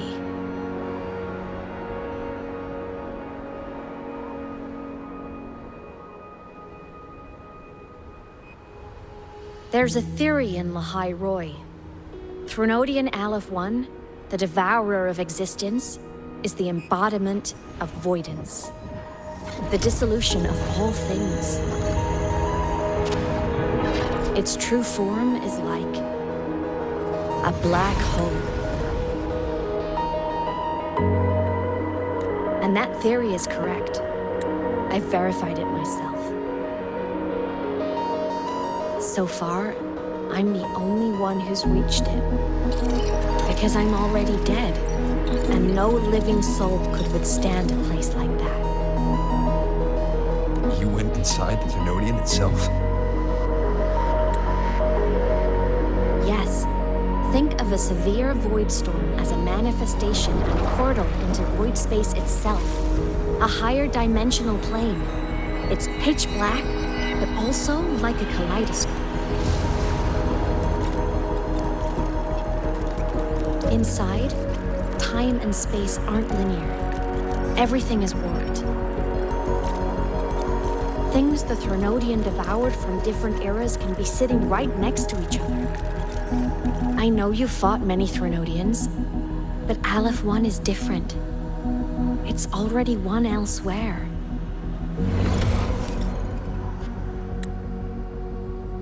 Wandering through the void space, I saw the proof. A graveyard of civilizations is already ended.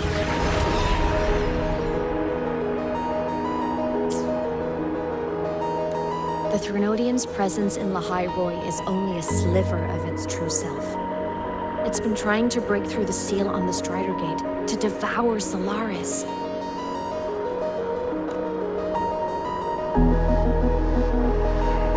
So, don't go wandering off alone. Not until the Exostrider awakens.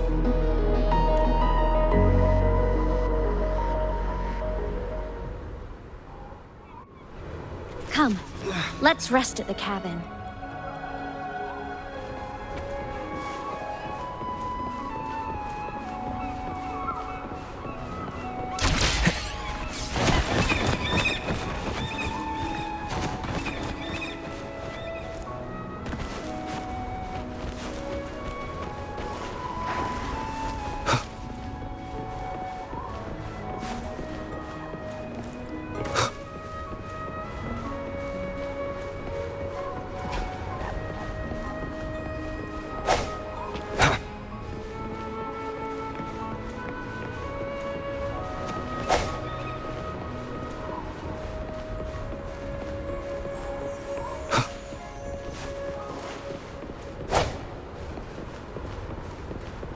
I'll stay outside and keep watch, just in case Sigillum comes back. You rest. Don't go anywhere, okay?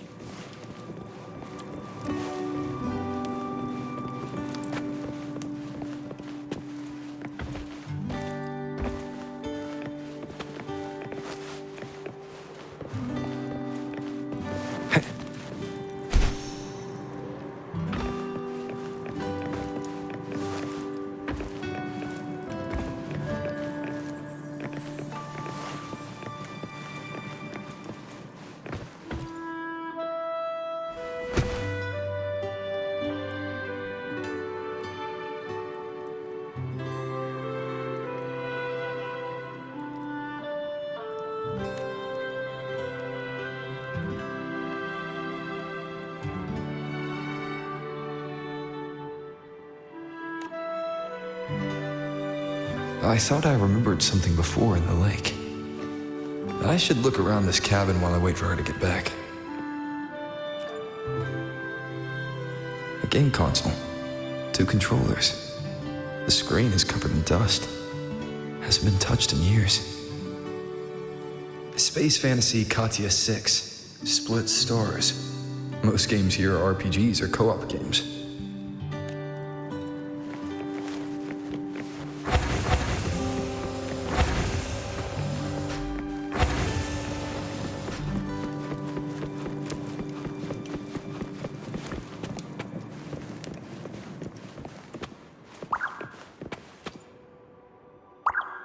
Stuffed toys, a big cat and a small cat.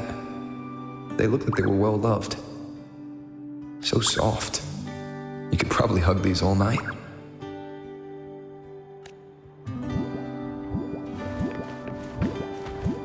The Soliskin rushed toward the couch.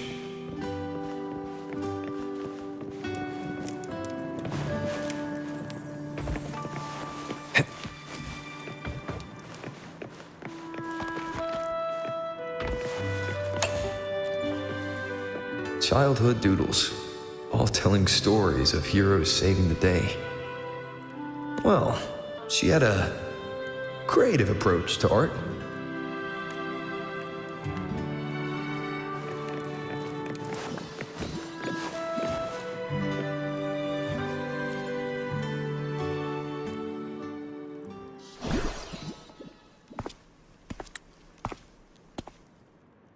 Aemeath still isn't back.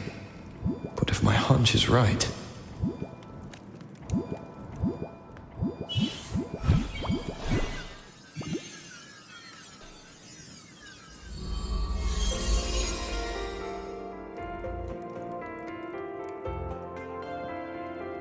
Aemeath, have you been out terrorizing those snowfluff seals again?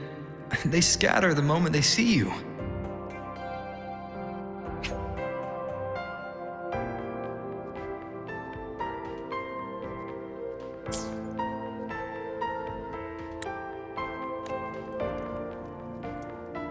Keep this up, and it won't be long before there isn't anyone left in the Frostlands to play with.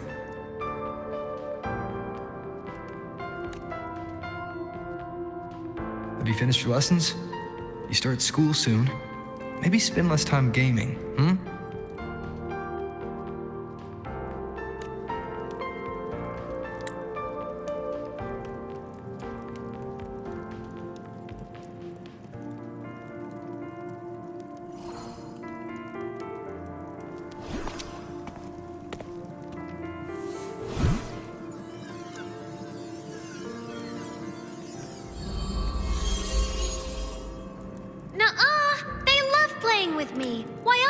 Crawl over and play before running away.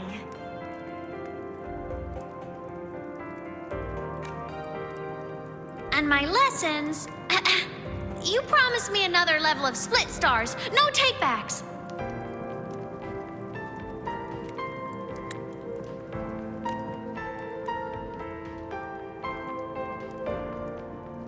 But I want to learn how you folded that thing first.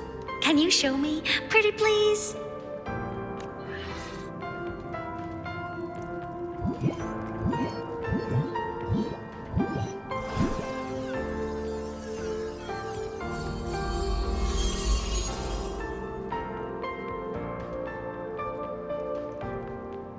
You mean the paper plane? Yeah! Mine always nosedives right away, but yours flew so far. How?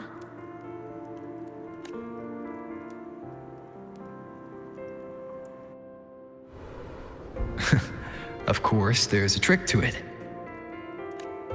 I'll teach you. But first, you finish your lessons. Then we'll fold planes together, all right?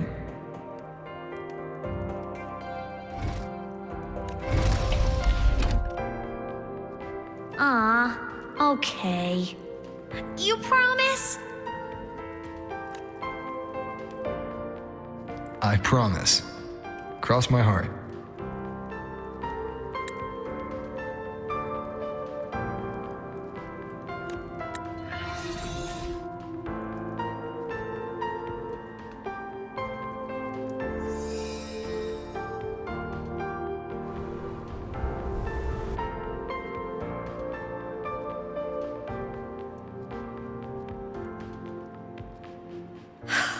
I've been wondering how to tell you this. And now...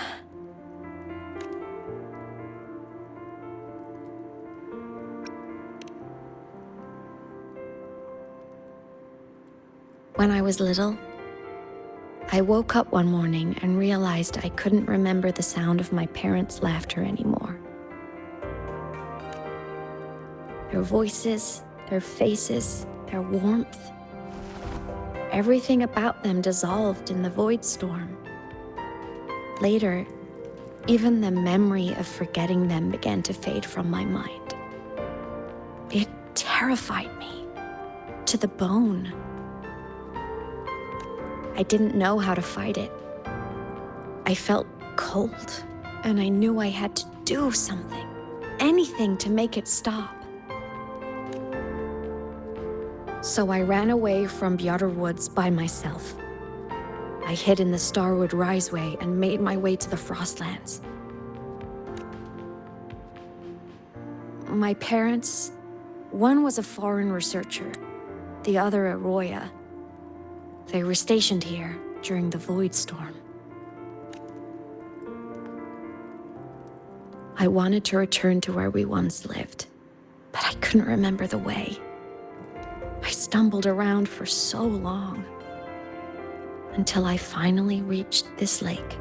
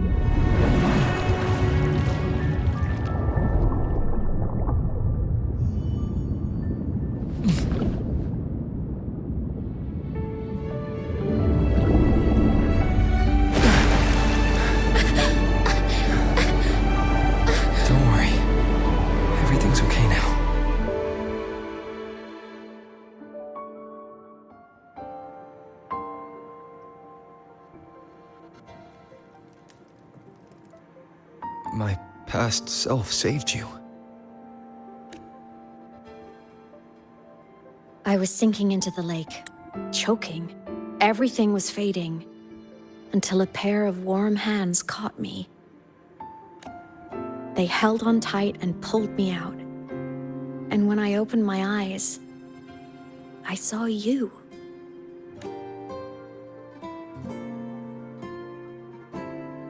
But then I realized the talisman my parents had left me was gone, probably lost to the deep.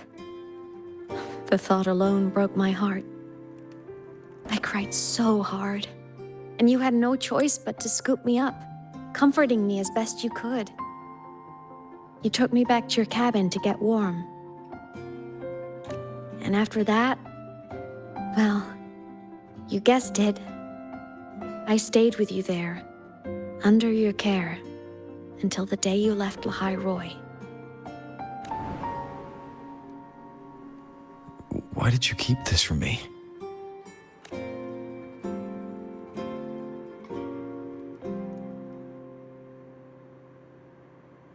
Because it would have been awkward.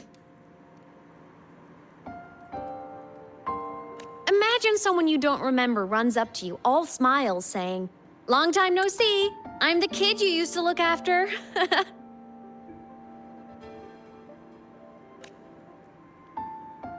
And what would I even say next?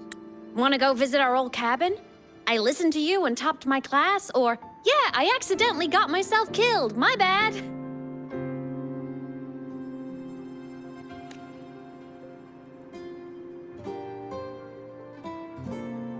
Saying any of that would only burden you. You never asked for any of it.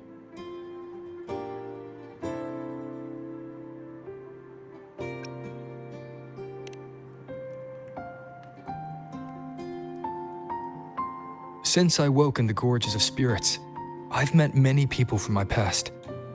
They've helped me recover pieces of myself. It's a good thing.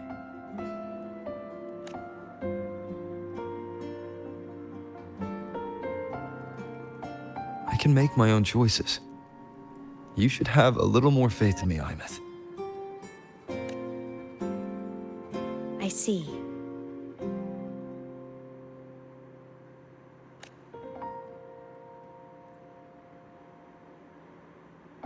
Then I'll just shoot away.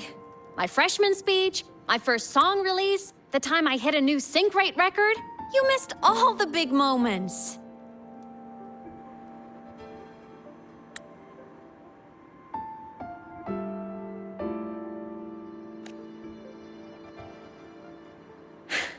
But I couldn't be mad. I knew you were busy.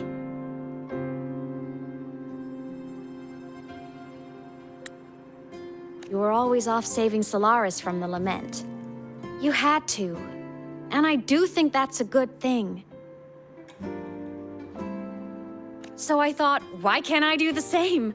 Look, I kept Lahai-Roi safe while you were away. Sure, there was a cost, but not bad for your unofficial apprentice, right?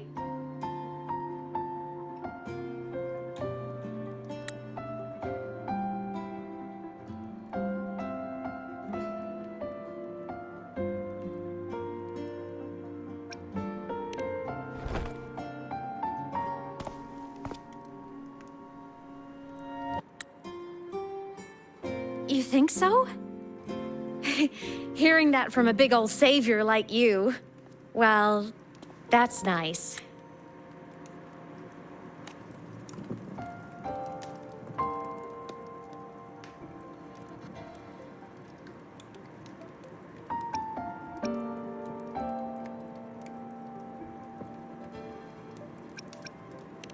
You mean after you left? Well, pretty normal, I'd say. Went to school, enjoyed my days, just like you wanted me to. And then, I became a ghost. Since then, it's been drifting between the Academy and Voidspace. See? There is a bright side. Dying gave me a free pass into Voidspace. I'd call that a win. Gotta explore somewhere, right?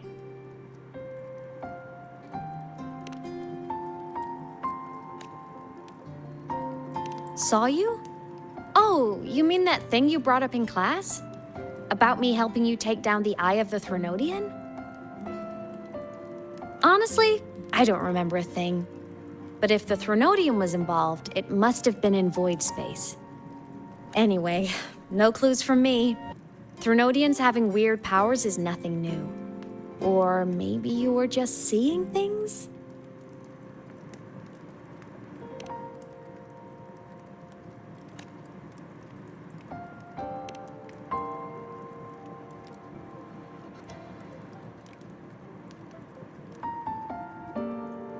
Hey, Easy now. Just rest here tonight. We'll handle everything tomorrow when you're stronger. Project Rebuilding Myself is going great. Once we reach the Exostrider and recharge with the reactor, we can make for Sigillum and finish it for good. I will take care of the problem for you.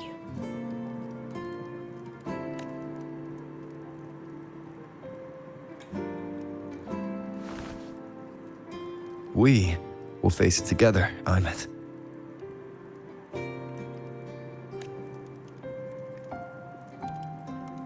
Of course. But for now, bedtime. You take your old room. I'll be in mine.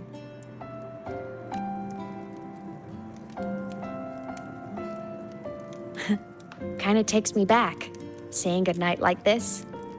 Just like old times.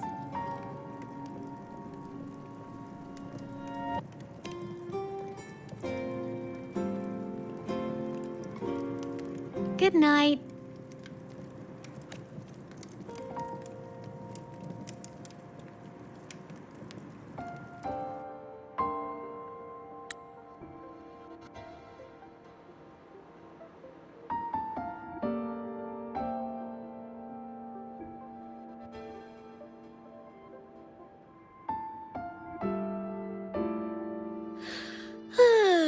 Huh?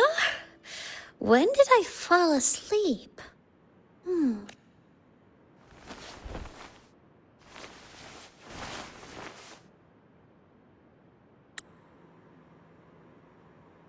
My paper plane.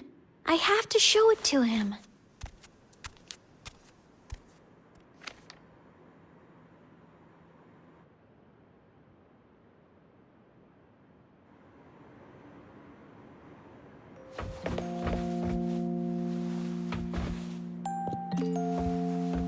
This cat stuffy he gave me is so warm. I love cuddling it when I sleep. Feels like he's right there with me.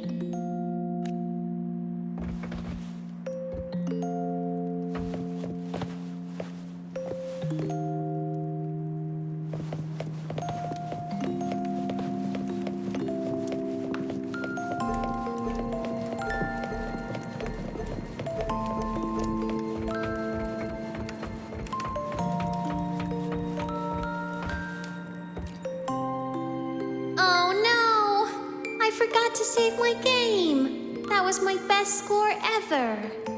Next time, I'll definitely beat his record. I'll show him.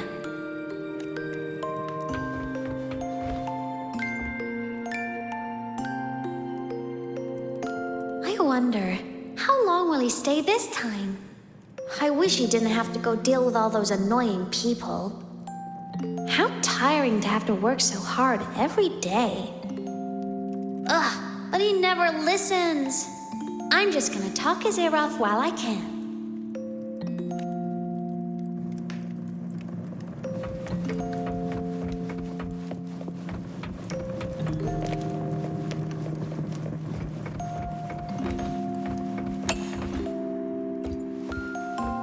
I drew my favorite story. The Challenger fighting the dragon, and the lone hero battling the evil Galactic Empire. But I can't get the colors of their clothes right. Oh well, I'll just ask him to help me later.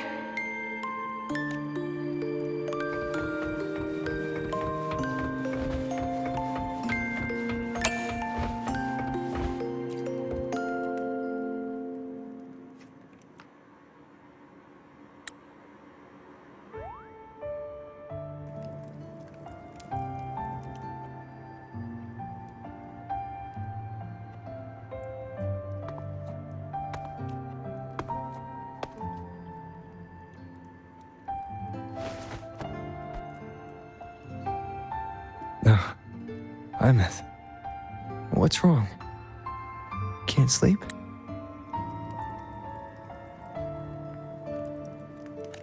Are you sad right now? No, just thinking about some things. You're lying.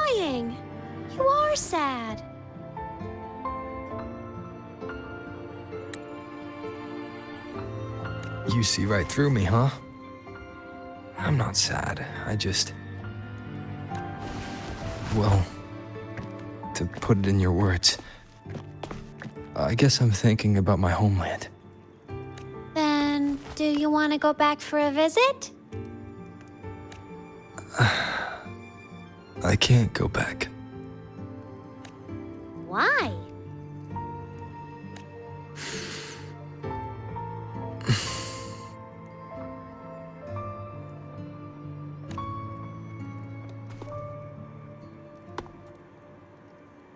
Can I tell you a secret? After Mom and Dad went away, my chest always felt all tight and heavy. When people in the tribe talked to me, their voices always sounded really far away. But that day at the lake, after I cried in front of you, the feeling got a little smaller. I didn't feel so bad. I know you can't say this stuff to other people, 'cause they all think you're super strong. But I'm just a kid, and I don't think you're that strong. So, if you need to cry, you can cry with me. I'm really good at keeping secrets. So, you don't have to be sad by yourself. Okay? My homeland is far, far away, Aemeath. The people there gave me a mission. That's why I came here.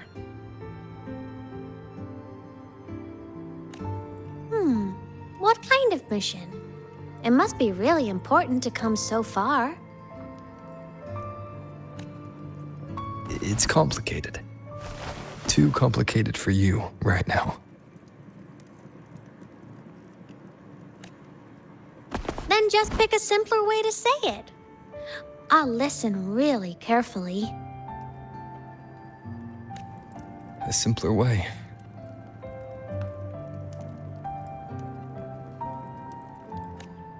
Put in terms of your space fantasy gacha games, I came here to save the world. To do whatever needs to be done to fulfill the mission. For as long as it takes.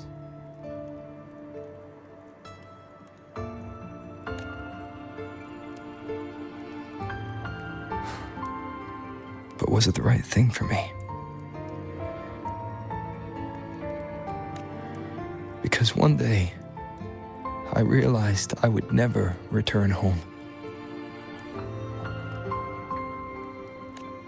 I couldn't stop thinking about that faraway place more than I ever had before.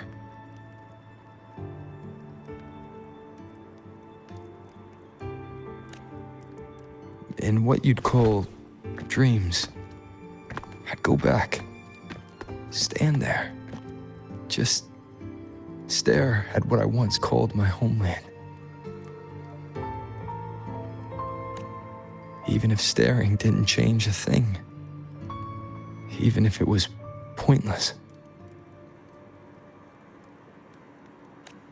Oh, I see. You miss home. Maybe. But talking with you makes it not so bad. There's still a lot I have to do in this world. This won't stop me. Don't worry about me, Aemeath.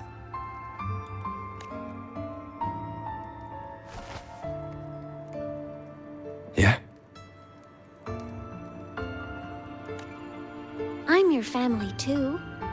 Until you find your real family and can go back to your homeland, I'll be right here with you.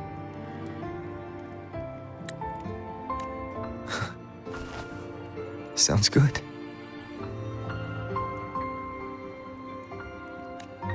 Thank you, Aemeath.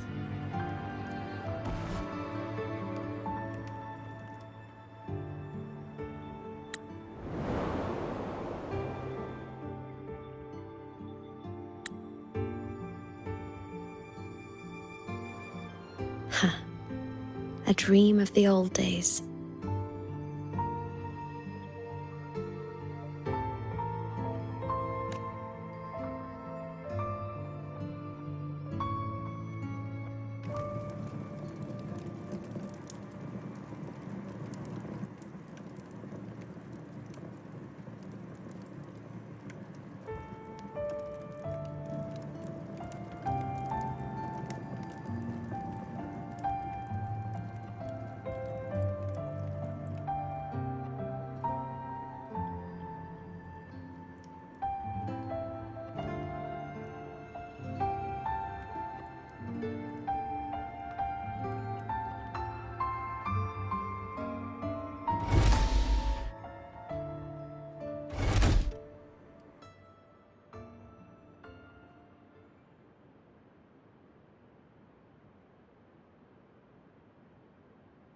Homeland.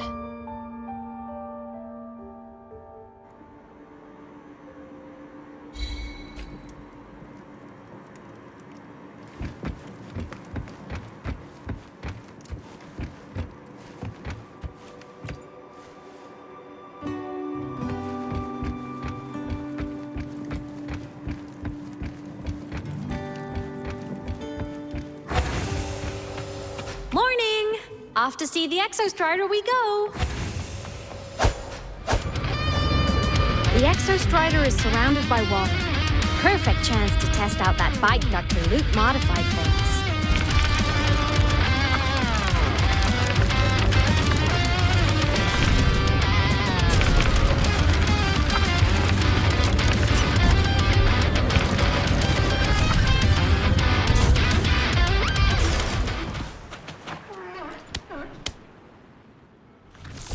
Are you ready for the end?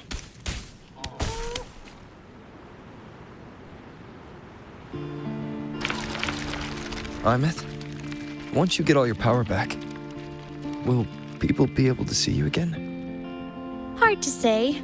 There's no precedent for my situation. It's all just theory.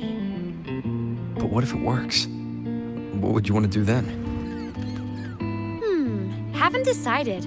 But I'm definitely going on a proper tour of the Academy. If that happens, can you come with me?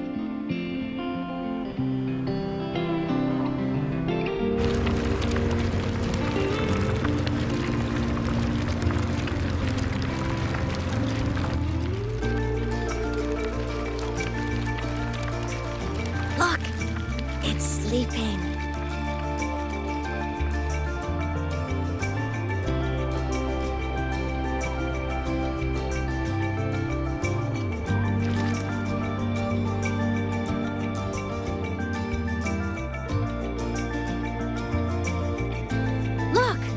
We've reached the Exostrider's feet.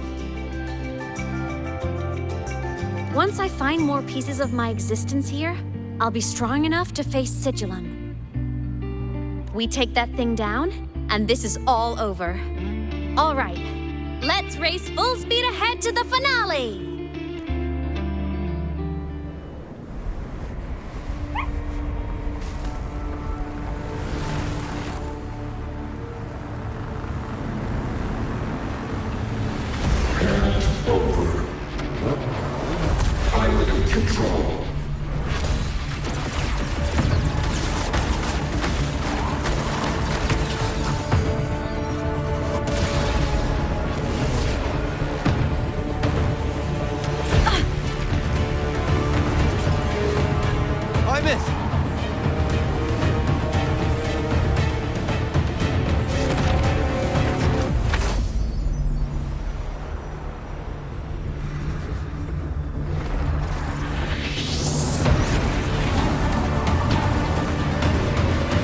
Straight for the Exostrider. I have to catch up and get Aemeath back.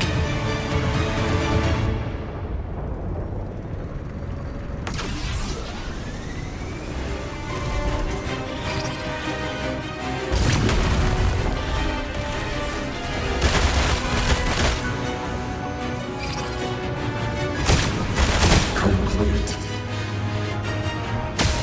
It's throwing up barriers to block my path.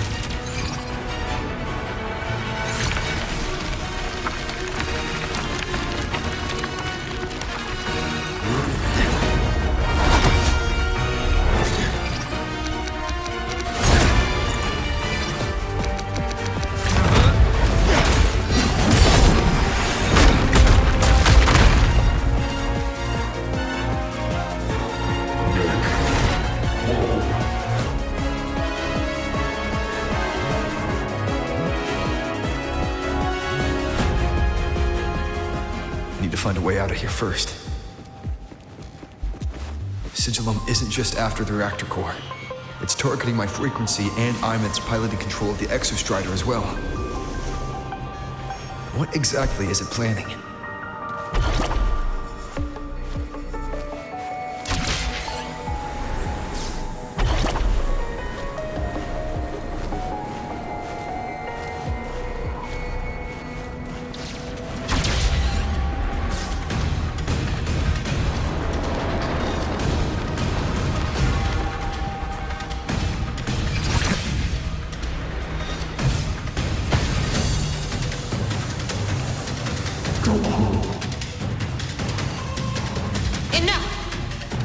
No more of this stupid idea, Sigillum. Guide me.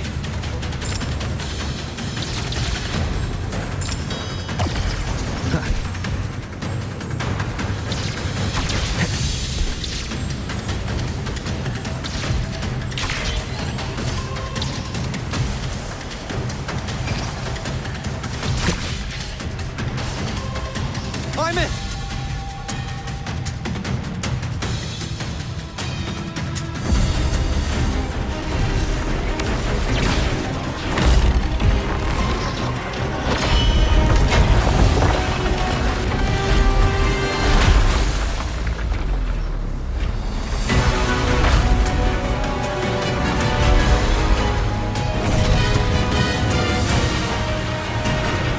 Destroying you is the only way to protect him.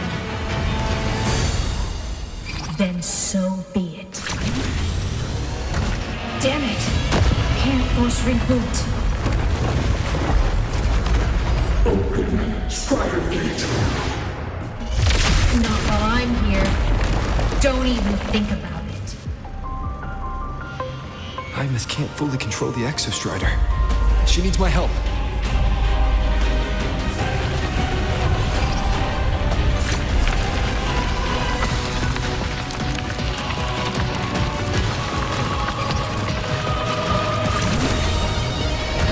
Aemeath is doing everything she can to keep Sigillum away from me. And then there's the Strider Gate. There must be a connection.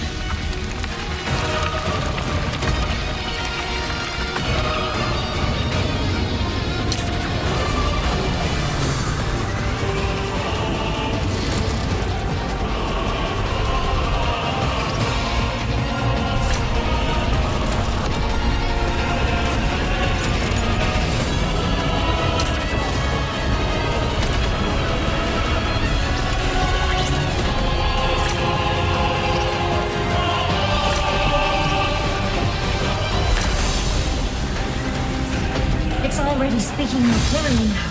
I can't let it drain any more of his frequency.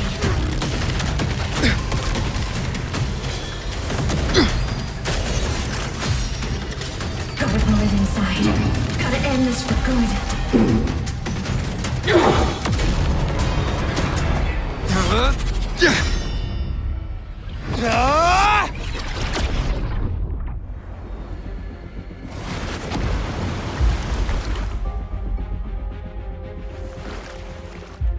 Are you alright, Aemeath? All good. Inside the Exostrider, I'm the one in control. Go home. I'll destroy Sigillum. So, just go. Stay away from it, okay? Please. I'm begging you. Aemeath? Why refuse?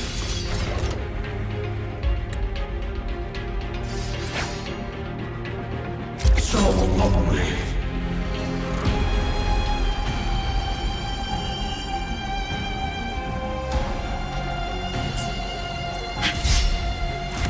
No hesitation. One with the stars. Thunder drone!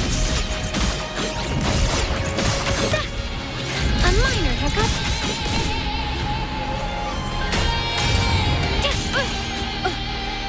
Right in the shadows. The wicked will face judgment.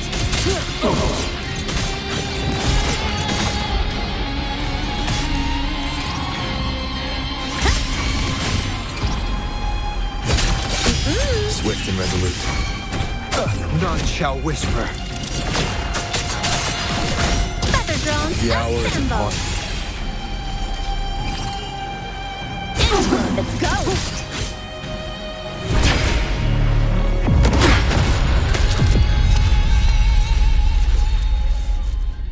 Obey the Strider Gate.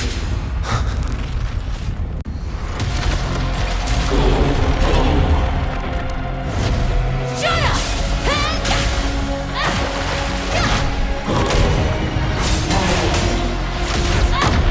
I said, shut up! That is not home!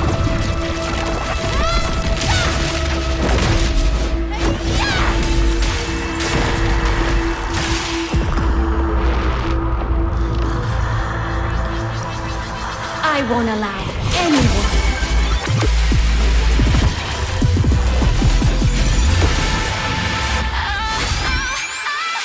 To harm Rover.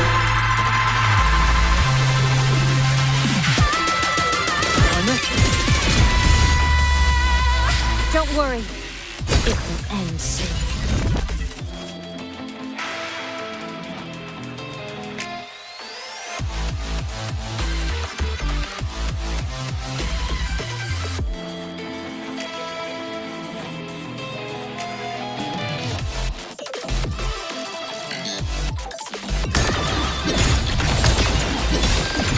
Unleash body damage.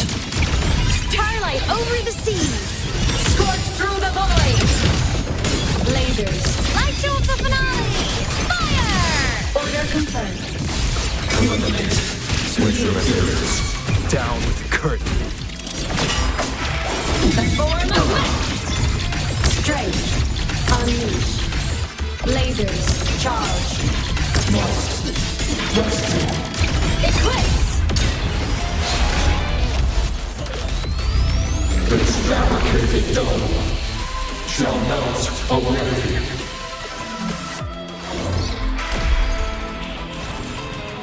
Mech mode. Come on, little one!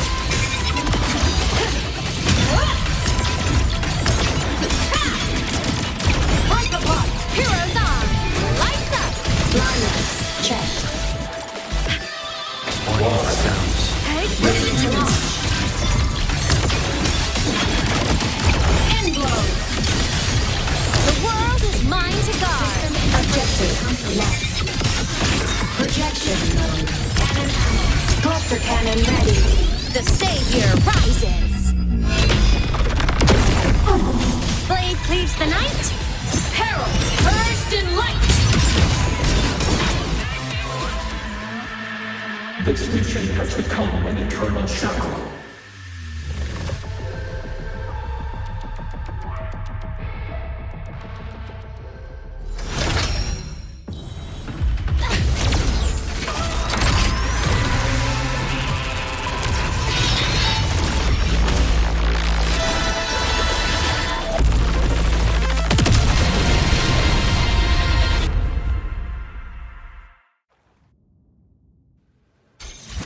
What exactly are you hiding from me? You don't need to know. I will protect you. Aemeath, haven't you noticed you're not yourself right now? Strength. Projection. For what cause? Do you fall silent? Bad timing. Light art. The shackles of purpose. Light show of the finale! Fire! Order confirmed. You will obey. At your command. Power source. Down. Fire. One with the sounds. Lasers. Charge. Projection. System integration complete. Souls sing in harmony? To the Savior's victory! Mech mode. Off. Feather drones! Aemeath, transform! The world is mine to guard! Objective. Log. From the sky! Come on, little one!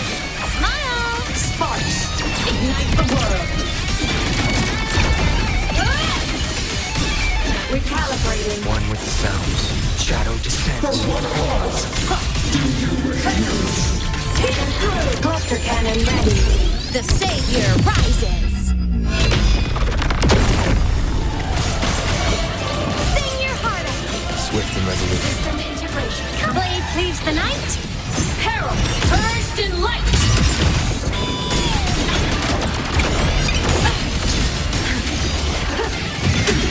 Heroes on! Lights up! Blindness checked. Down with the curtain. Whirling up! Rescue.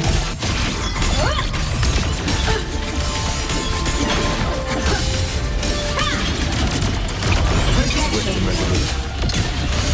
Light show of the finale! Fire! Order confirmed. One with the sounds.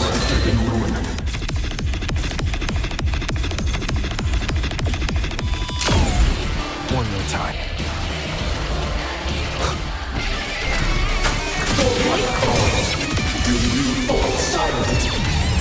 Recalibrating. Projection. Heroes on! Lights up! Blindness checked. One with the sounds. Cannon ammo. Light wings activated. Stars shine tonight!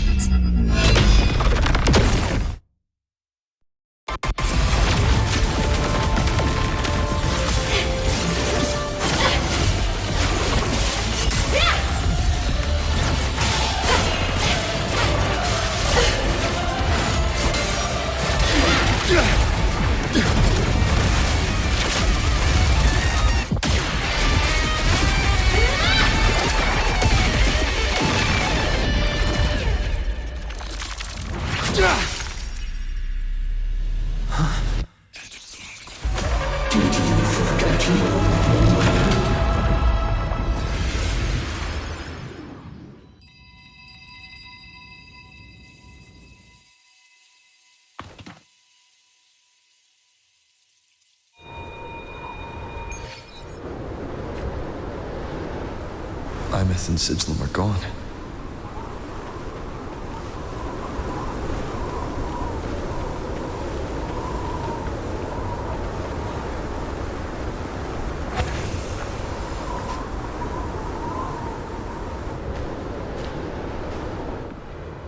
Is this Aemeath's old door?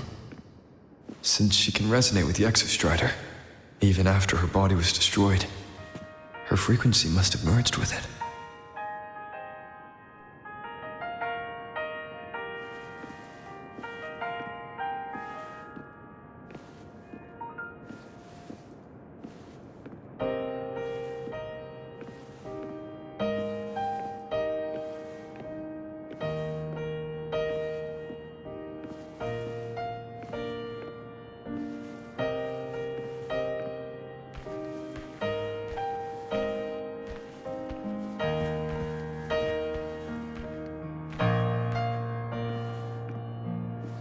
Isn't it so incredible?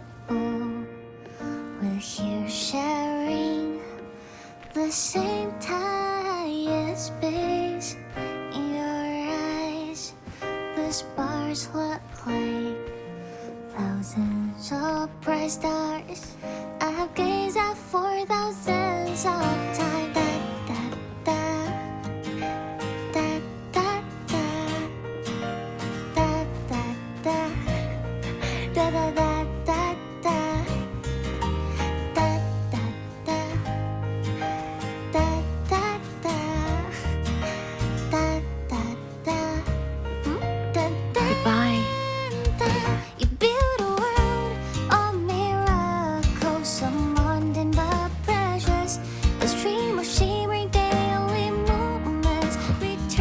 Poster of Fleet Snowfluff's fan meeting.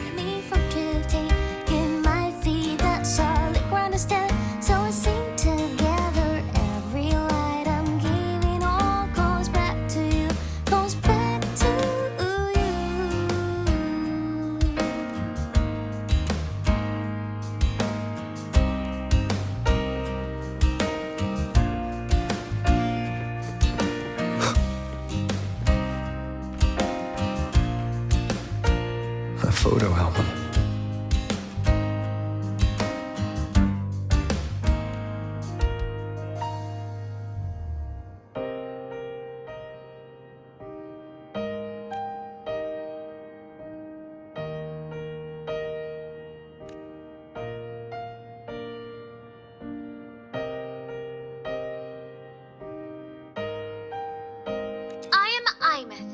the Academy Star, a synchronist, a savior.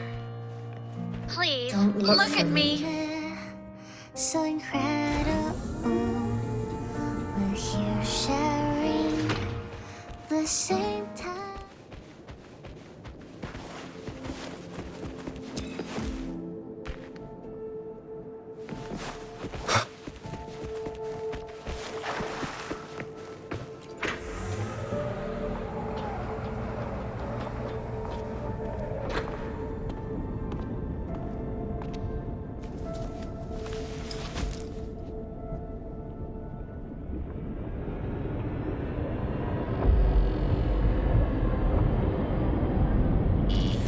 Piloting the Exostrider.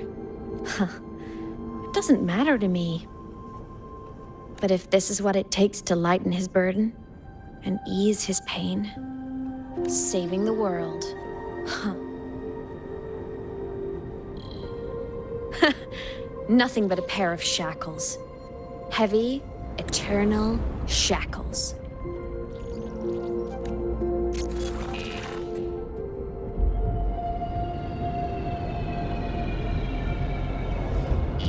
No, he can't ever know this. I must keep this secret, bury the truth deep.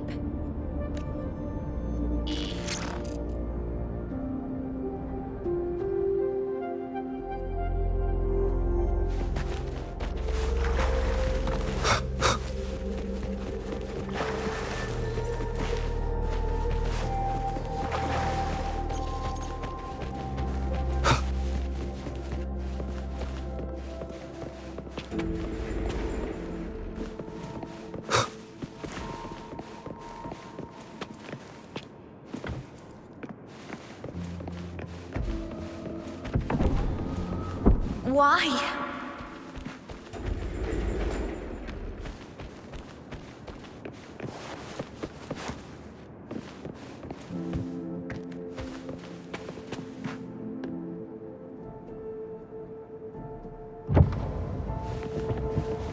It hurts.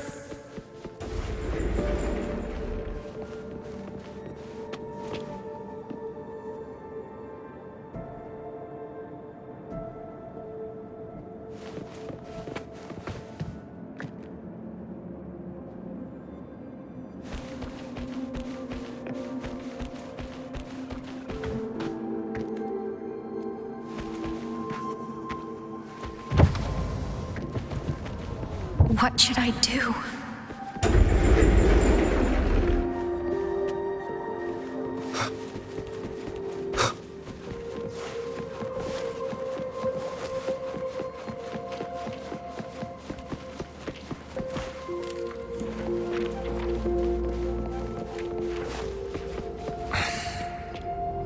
I can't go back.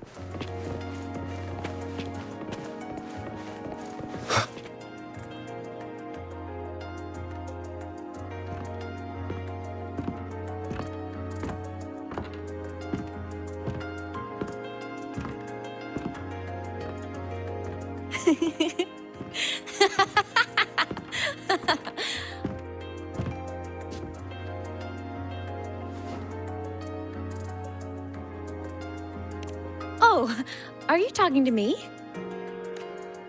I just heard the most hilarious story. Couldn't help myself.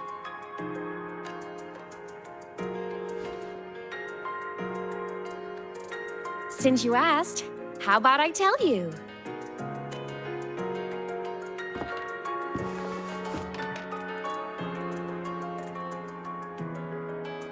Once upon a time, there was a black cat who set out to save the world. Why? because everyone told the cat it was a savior. The cat didn't get it. When it opened its big golden eyes, it was just stuck in this tiny cardboard box. And inside that tiny box, it was crammed full of even tinier little creatures. The cat was shocked. It had to tiptoe around, careful not to step on anyone. These tiny creatures, even living in their tiny box, had so much misery, so many disasters, constantly just waiting for the other shoe to drop. Please save us, they begged the cat. And of course, the cat agreed. Even if they hadn't asked, the cat would have helped anyway, because that's who the cat believed it was, a savior. And so the cat took up its sword, always fighting, always talking, always roving. Saving the world over and over. Until one day, it realized the cardboard box had been sealed shut.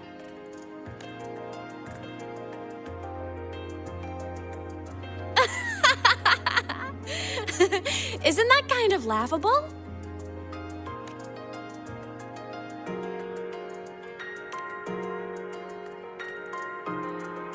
Right? It's just a cat. Why did it have to do all of that? But in such a laughable story, somehow everyone else gets to be happy. The ones who relied on the cat, the ones who hated the cat, they all got exactly what they wanted.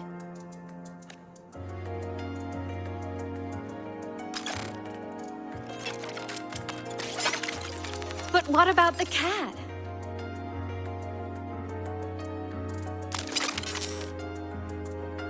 It wants to go home, but no one remembers.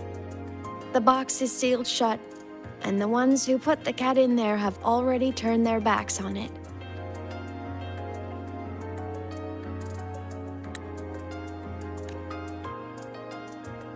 Even the cat itself has forgotten.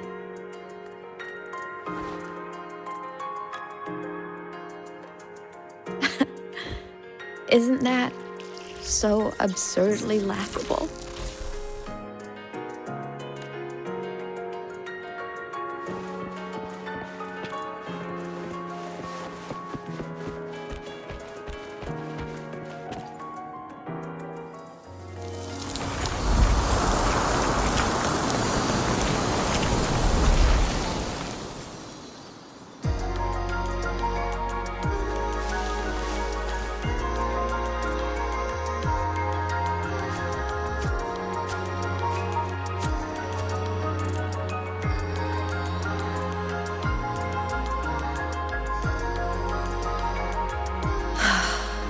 My head's been loud.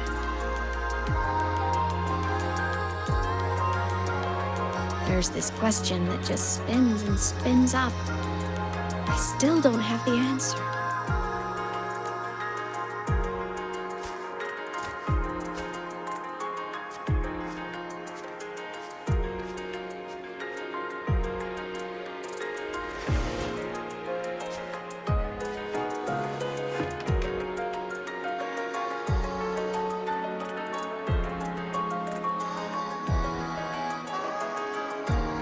Now that you're here, I want to ask you what you think.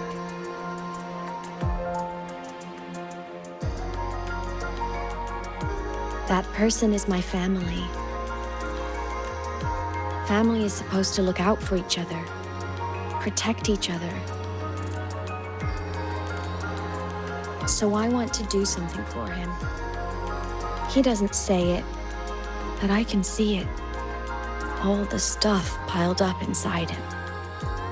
The more you hide, the less you share. But I saw him recently, and I think he seems more carefree than before. The sunlight in Jinzhou, The flowers in the Black Shores, the winds of Renacida. He told me all about this new journey. It made me happy, truly happy for him. I guess forgetting can be a blessing. If you don't remember something, it can't hurt you. So I started thinking, maybe I shouldn't tell him what I saw in Voidspace.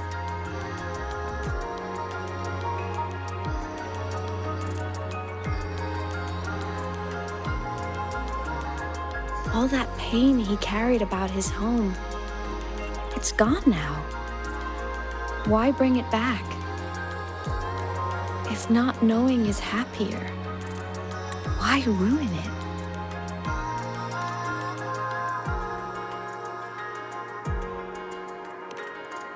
Even if the truth destroys that happiness, I can't. I don't want to see him hurt. I want to protect him.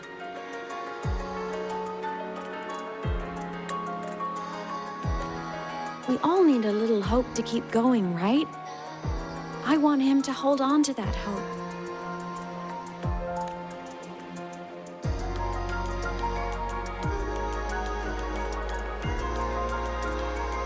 What Sigillum said is unnecessary. It's been feeding on his frequency, trying to complete itself, spouting things that should have stayed unsaid, things that would ruin his peace.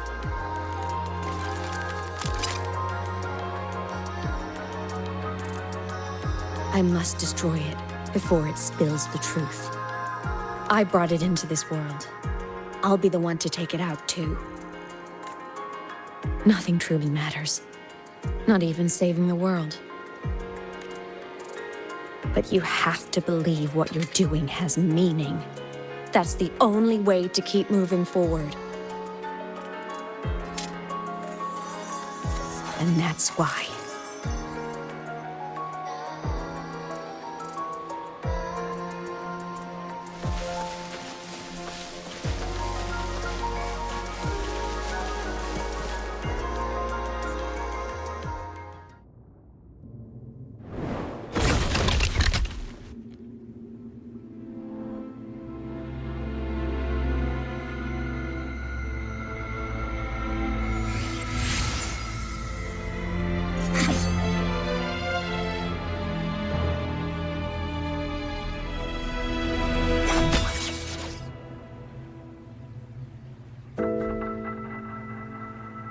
Stop, Aemeath. I told you to stay out of this.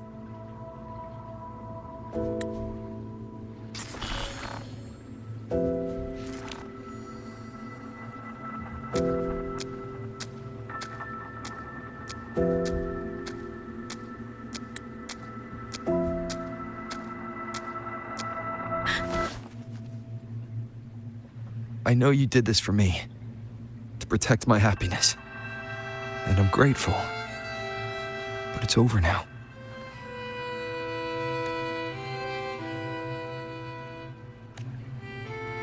I need to hear it.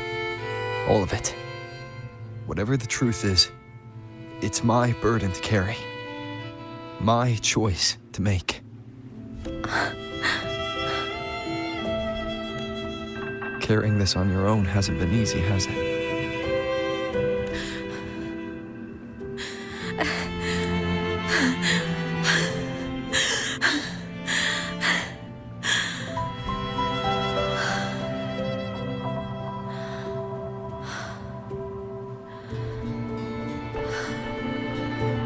Do you really want this?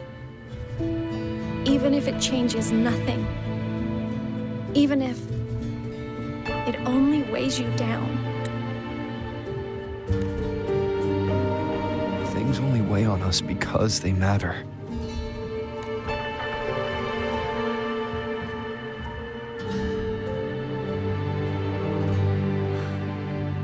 All right, then.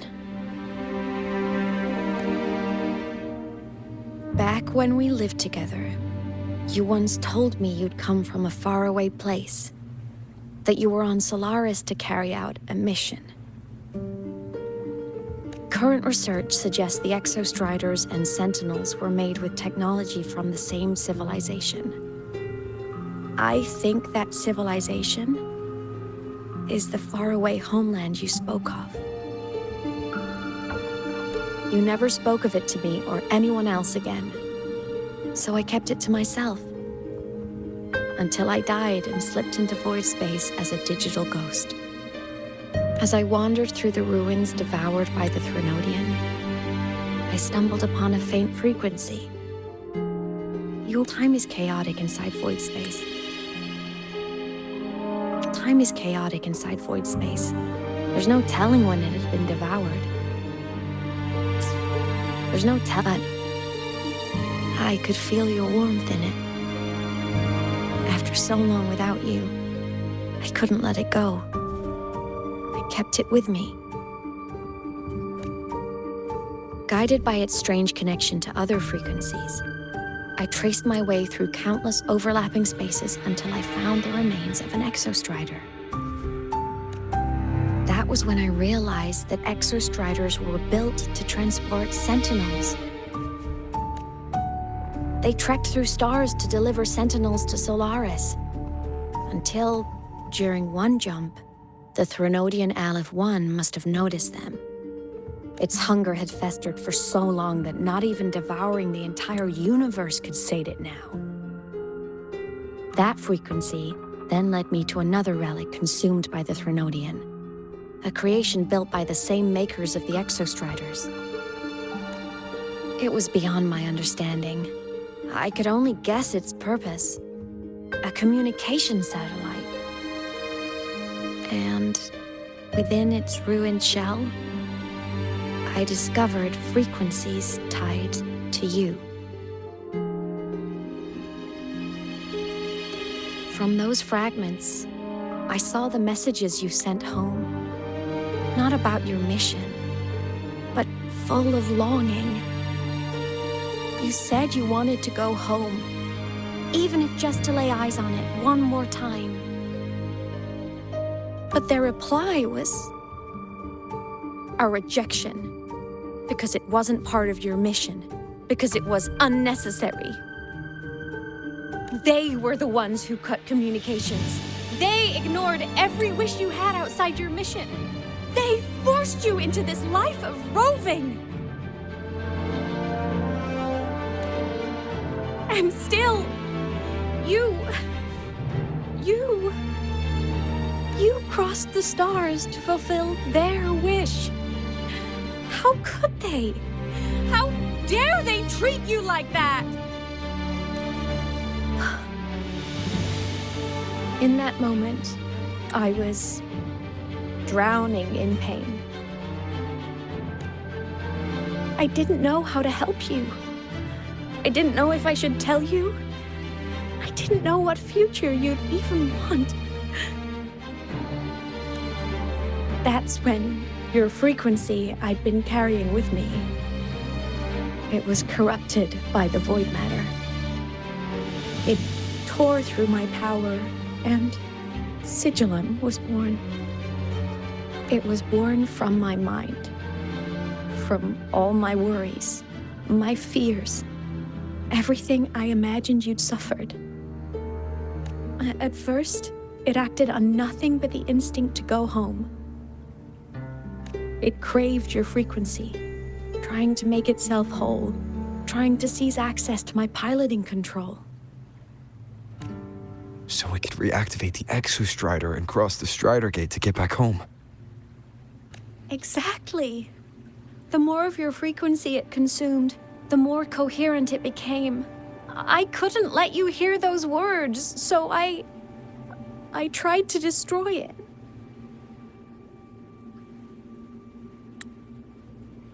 This is what I've been keeping from you.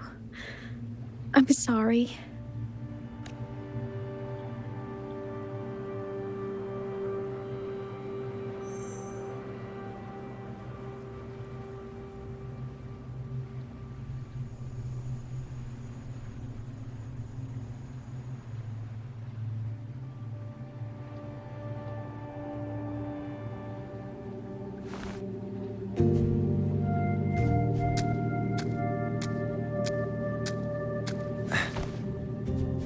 glad you chose to tell me this, Aemeath.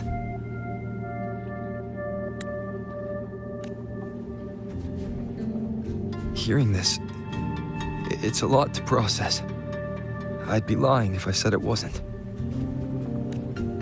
I just need time to figure out my next move. This homeland of mine. Even saying it feels strange to me. But don't worry. The journey I've had since losing my memories, the hope I found, that's mine to keep. No one can take that. Saving the world? I never saw it that way. The people and civilizations I met, they saved themselves. I was just there to help. Jinjo's soldiers fought through retroact rain till dawn. The Black Shore's bloom bearers ran themselves ragged across distant lands. Renacita's factions all dared to defy the dark tide. Lahai-Roi's people never stopped reaching for the stars. I'm no savior who fell from the sky, and no one ever saved themselves by waiting for one. There's been plenty I couldn't do. Losses I couldn't prevent. Sacrifices I had to accept. But I'd do it all again. Every bit of it. If this was a mission from my past, I'd be lying if I said I didn't care what they thought of me now. But that's a question for later. Right now, we have more important threats to face. The fact that I choose this path even without my memories, that tells me this is who I am. I can't stand by while the lament brings suffering. I care about this world too much. But I'm afraid you'll feel alone.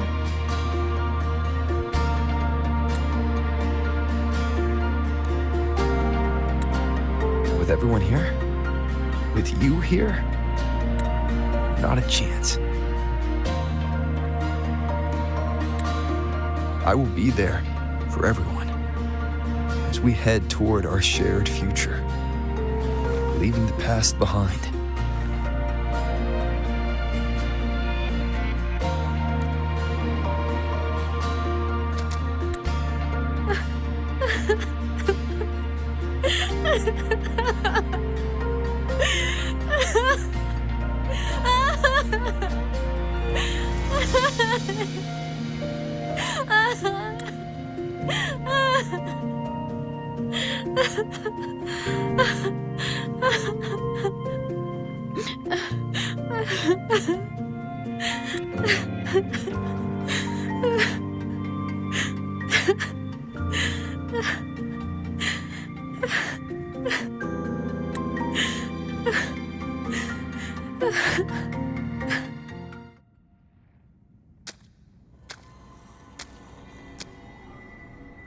So, this is your choice.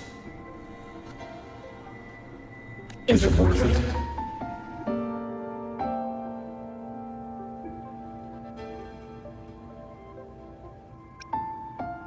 I know where I'm going now. That's what matters, not where I started. Then keep going. No matter what.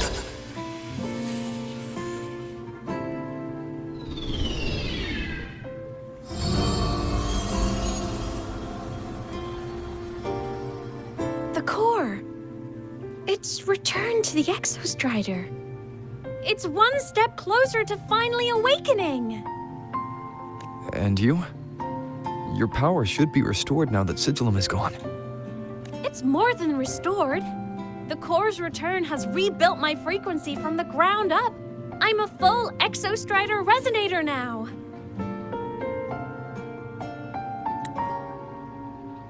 My original body is still gone, of course. I'll always be a ghost in the machine. But my existence is now strong enough to be detected. It's like A faint current turning into a bright, flickering spark. So will others be able to see you now?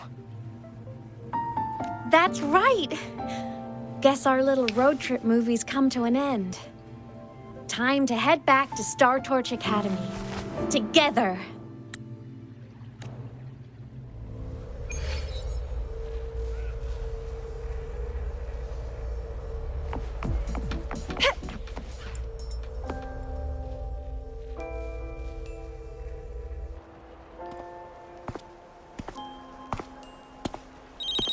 All good on your end, Golden Boy? Lucilla mentioned the Exostrider in the Frostlands just moved. Please tell me that was you. That was Aemeath. Given how well you know me, I assume you know her too. You found her? I brought her back to the Academy. It's a long story. I'll fill you in when there's time. Understood. But I do have to ask, on Lucilla's behalf, what's the status of the core? It was returned to the Exostrider. That explains it. The Research Institute is reporting a spike in void matter concentrations over Lahai-Roi. Voidstorm activity is kicking up again. Back when the reactor drive was in the sky, its annual self-diagnostics caused the Exostrider's greatsword pointed at the Threnodian to weaken. The Exostrider is probably running the same procedure now to integrate what you returned. Best for you both to stay within the Academy until peak season passes. All right. I'll be careful. Next time you're in the infirmary, we should revisit your old plan. The one tied to the Exostrider, the Strider Gate, and the Threnodian. For now, just be with Aemeath. It must be a great relief to have her back. I'm happy for you. You've earned a break. Get some rest. Looks like Aemeath is at the Auditorium. What's she doing there?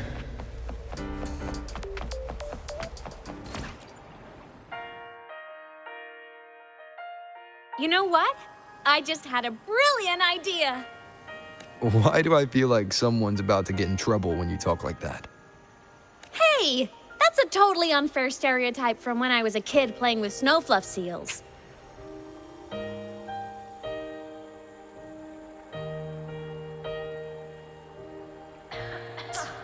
I was just thinking, now that people can actually see me, I could, attend my own fan meeting. An unfinished song completed after all these years. Doesn't that sound amazing? I know, right? You have to come too. You have to see this star perform. Forget all your worries for a night and just enjoy the young energy of Star Torch Academy.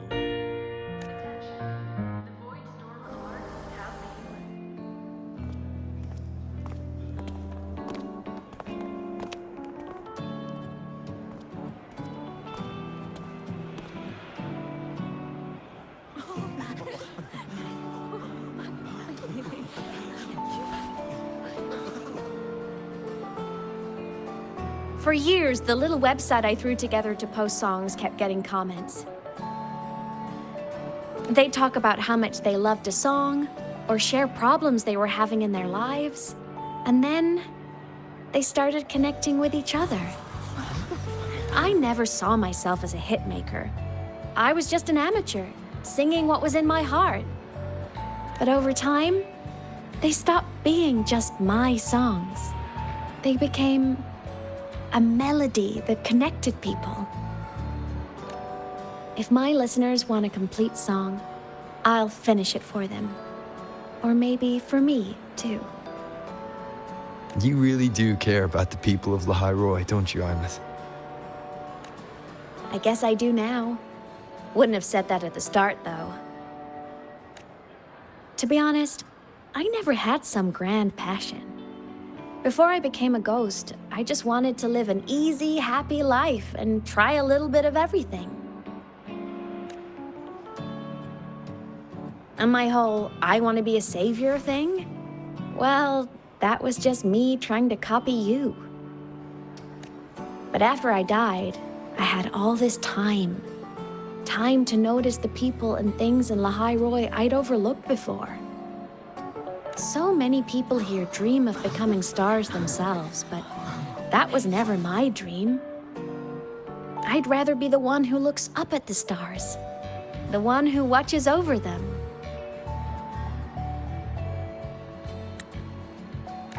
Really? But the way I see it,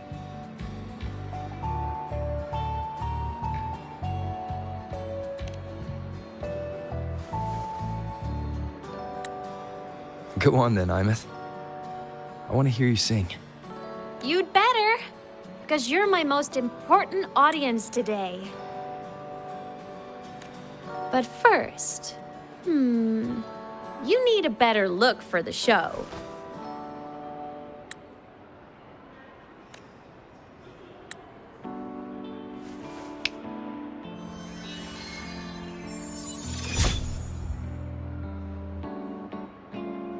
There, brand new, just like I remember you wearing. Looks good, right? A new place calls for a new look. Ah, this brings me back. I remember when you used to wear this around the academy. You'd leave a whole trail of swooning admirers in your wake. Solaris' great savior.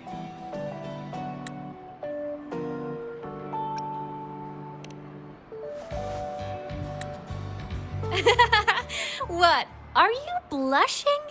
Since when is having charm a bad thing? Now, go grab that seat over there. Best view in the house. I scouted it myself back when I used to nap through lectures. As for me, it's showtime.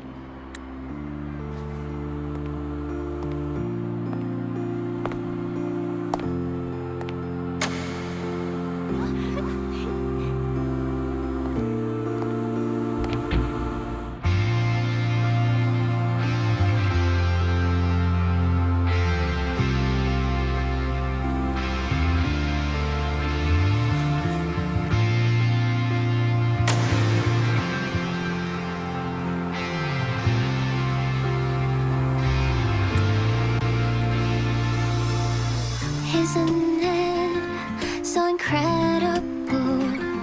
We're here sharing the same time and space.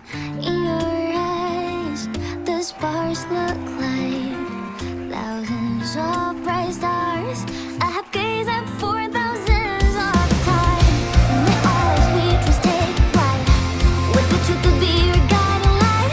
Let your curiosity set your spirit free and wild like fire. If a lonely night surprised to see our dreams glowing brightly, every second is worth it. You're beautiful, all miracles, someone in the treasures. The stream of shimmering daily moments read their way to my soul. It's a mirror beauty. It might be the solid Protestant, so let's sing together. Every line I'm giving all goes back to you, goes back to you.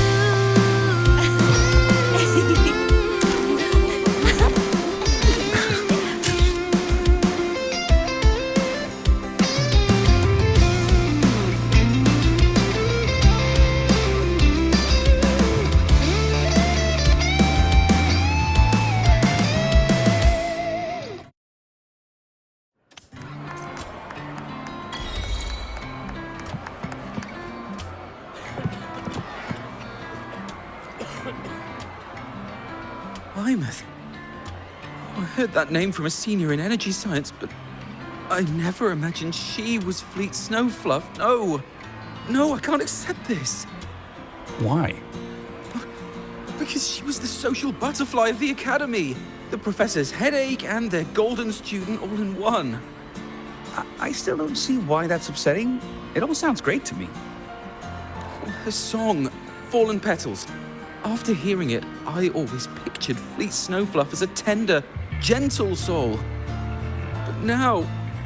I mean, she never really seemed that way from her online replies. Maybe your impression of her was a little too personal.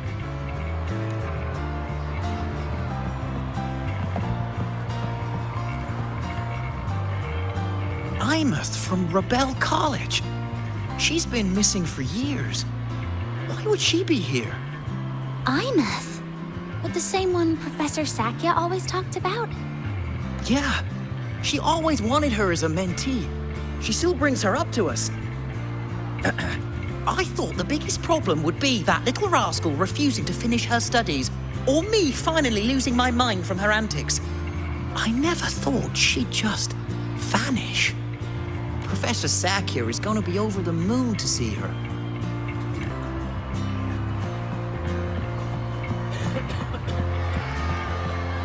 I can't believe I've lived to hear the full version of this song. I'm gonna cry.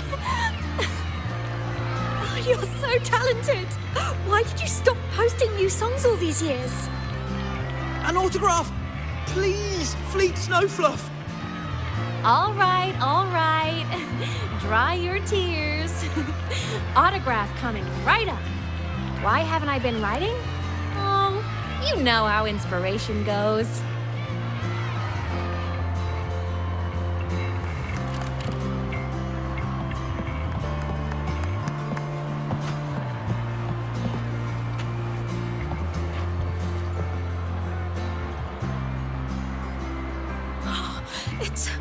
It's her!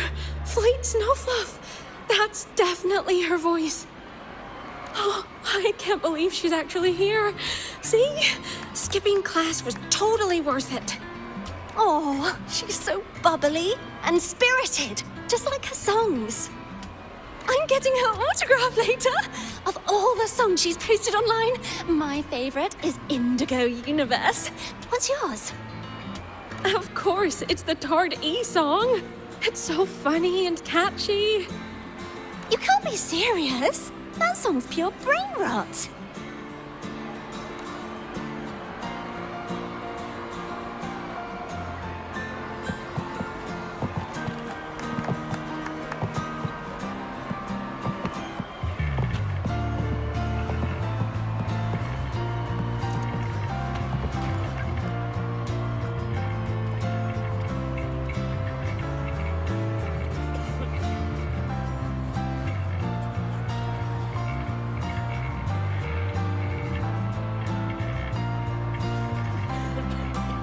Homeland, the Sentinels, and the Exostriders. The Exostriders were built to transport the Sentinels. The wreck Aemeath found in the void matter suggests not all of them made it through. The wreck's design matches the Exostrider here in Lahai-Roi, the one forced to go offline to stop the Thenodian. Their power should be comparable. So, why was one destroyed and devoured, while the other managed to stop the Thenodian and seal the Strider Gate with its greatsword? Where did that strength come from? There's a piece that's missing. All done. Let's go.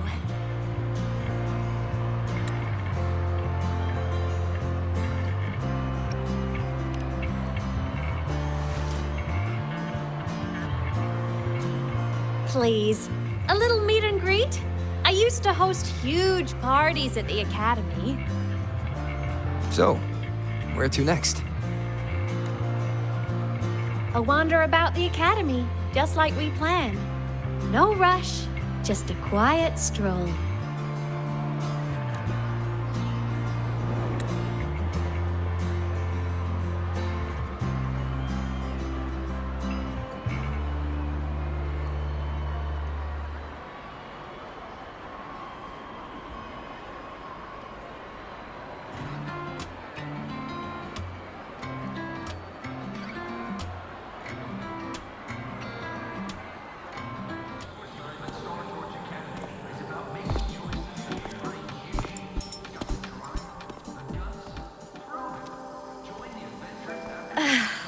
This is incredible.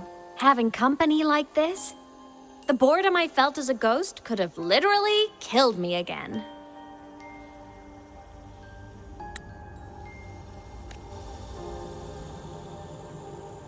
Wanna go up top to feel the breeze?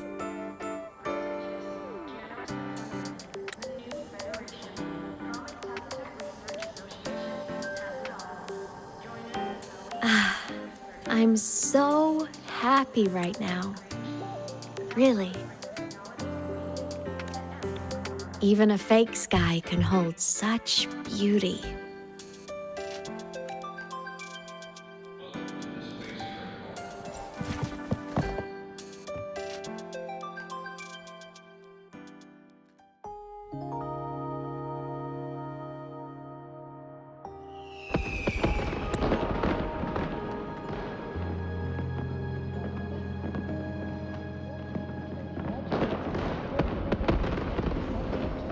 Now that your frequency is stable, what will you do next? Stay in Lahai-Roi, maybe?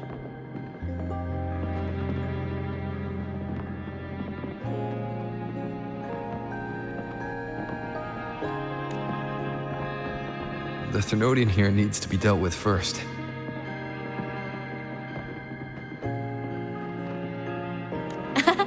Of course. Typical workaholic. I knew you'd say that. Aleph-1 won't be an easy fight. But I believe in you. You're the one who keeps making the impossible possible.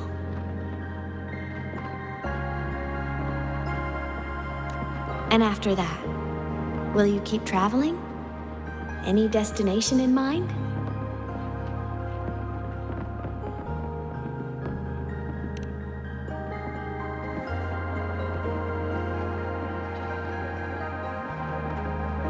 Of course. Take your time.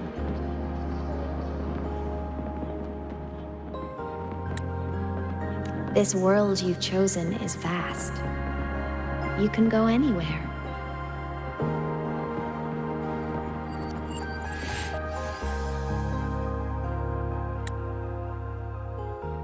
Are you leaving now?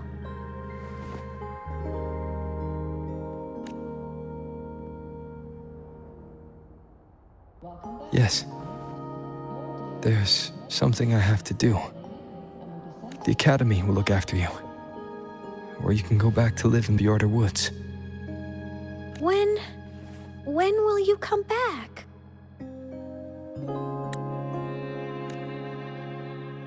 I don't know, Aemeath. I'm sorry. But I'll come back to see you when I can. I promise. You promise? Promise. Then I'll wait for you here in Lahai-Roi. Don't feel you have to. The world is vast. Don't let me or Lahai-Roi hold you back. But you can live for so many years. What if I'm gone by the time you return? Sorry. I shouldn't have said that. You should go now. Aemeath. Just go. I know you're worried. It's not fair. Why does it have to be you saving the world? You're always so exhausted, always getting hurt.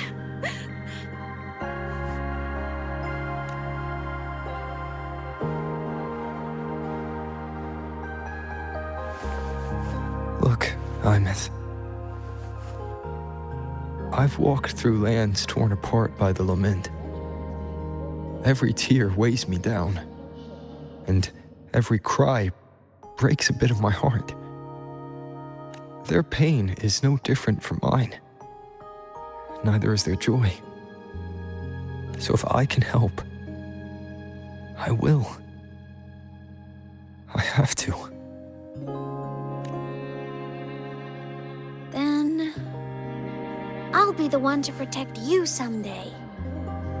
You protect me. Yes! You're not invincible. You get hurt, you get tired, you get sad. You're just like everyone else in this world.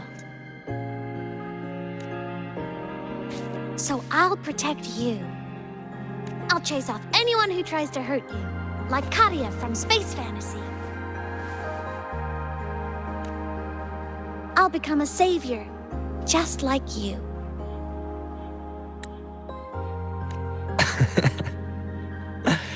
Don't laugh, I'm serious. All right. I'll stop now. I know you're serious. And I'm listening to every word. I'll be counting on you then, Aemeath.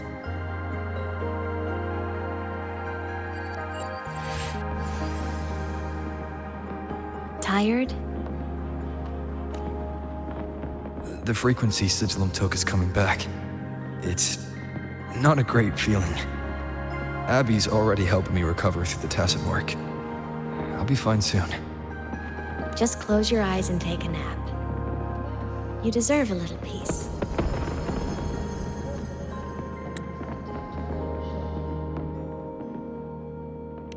You can count on me. Huh? Why am I in control of Sigillum? Is it because I absorbed its frequency?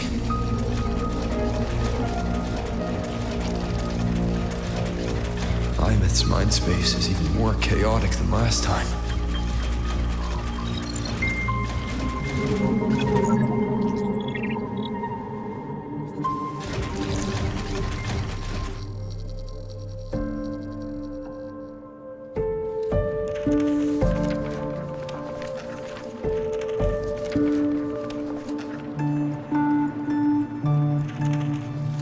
Sigillum. Back for more? Thought I made a mess of you last time. I can tear you apart 1,000 times, but you never really die, do you? Fine. You're going to sit there and listen to me lose it. After all, there's no one else to hear this.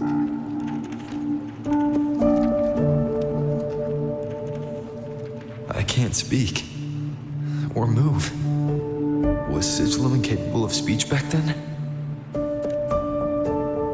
You know, I found something interesting in the Exostrider's reactor drive.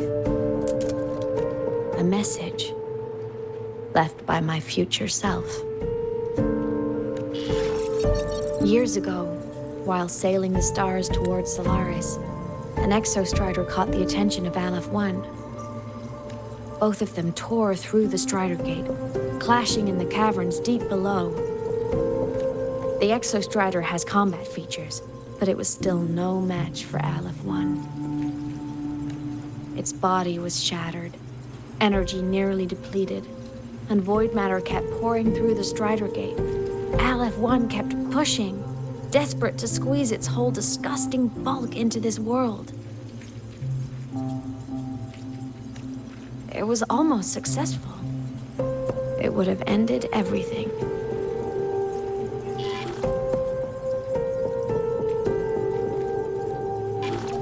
But then a girl named Aemeath emerged from inside the Threnodian itself. The great savior, making her dramatic entrance at the final moment. The Exostrider watched her touch its great sword, the one pinning the Threnodian. Their resonance sent a surge of power back into the reactor drive. It turned the massive blade, forcing the Threnodian back through the Strider Gate and driving a seal over it. But the human girl who had resonated with the Exostrider, she was dragged through the Strider Gate with the Threnodian, vanishing from Solaris forever. Aemeath was the key? She helped the Exostrider seal the Threnodian? I was shocked at first, but the moment I stepped into void space, it all made sense. This distorted black hole of a realm where time and space are warped.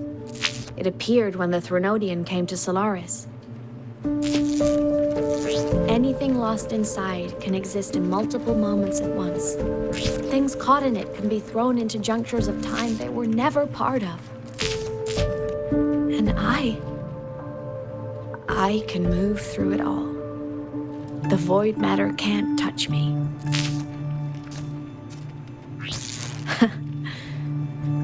Do have any idea what this means? Aemeath, where is this going? It means I can use it to go back. Back to the very moment Aleph 1 descended.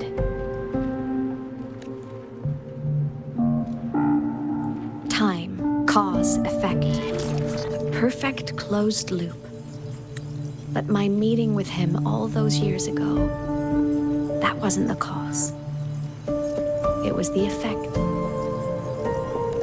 Only by resonating with the Exostrider and dying as a synchronist all those years ago could I later become the Exostrider's true resonator as a digital ghost. And only in this form could I cross void space, return to the past, and power the Exostrider to save Lahai-Roi.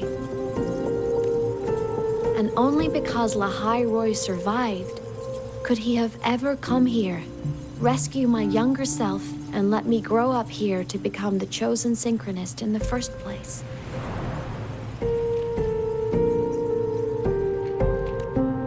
No, I have to get Sigillum to move.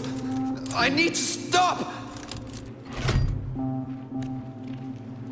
Only I can do this. It has to be me. Just like him, I can't turn away from a responsibility like this. There's just one thing. One last wish. Just one more time. I want to.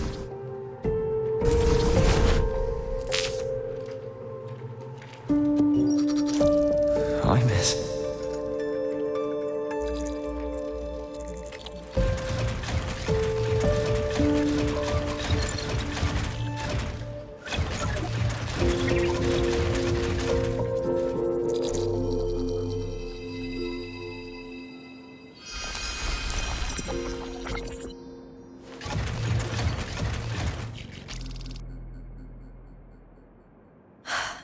For over 10 years now, I've tried the same thing.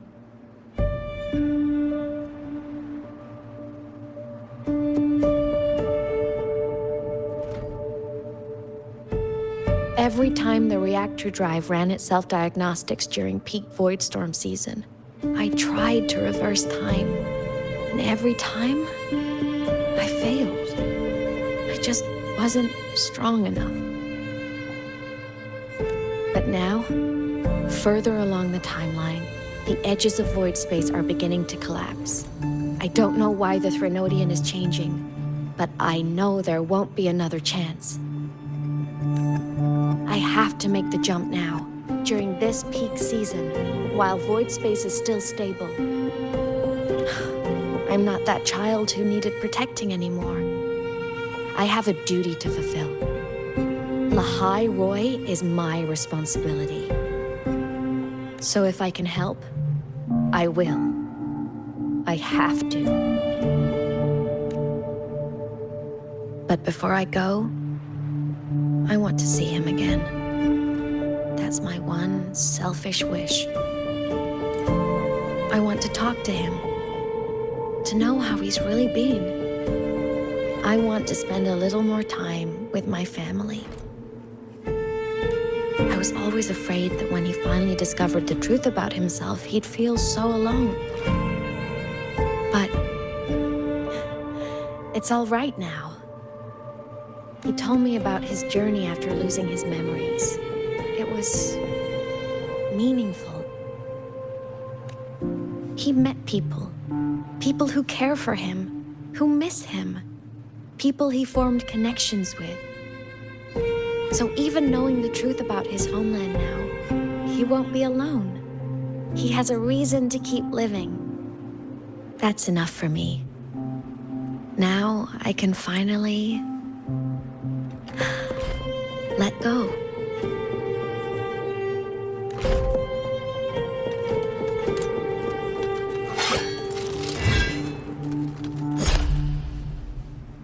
You? How? Aemeath, don't you dare decide this by yourself! You're the one who taught me that my pain is no different from anyone else's. I can't turn my back on the responsibility I have.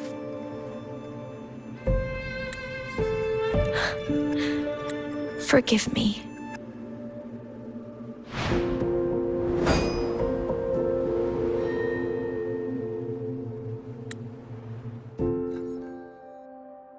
Aemeath!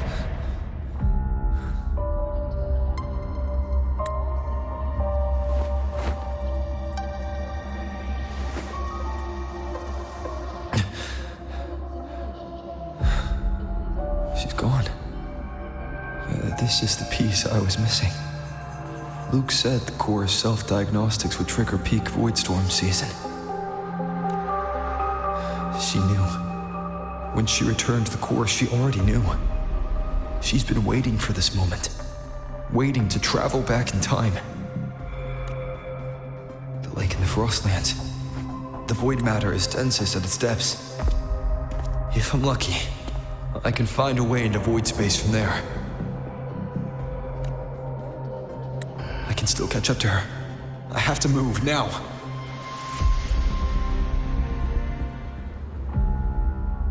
I'll have to jump into the lake from there.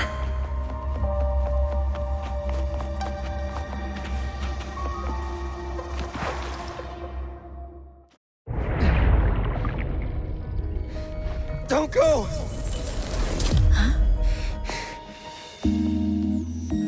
This can't be the only way. It is. The void matter can't hurt me.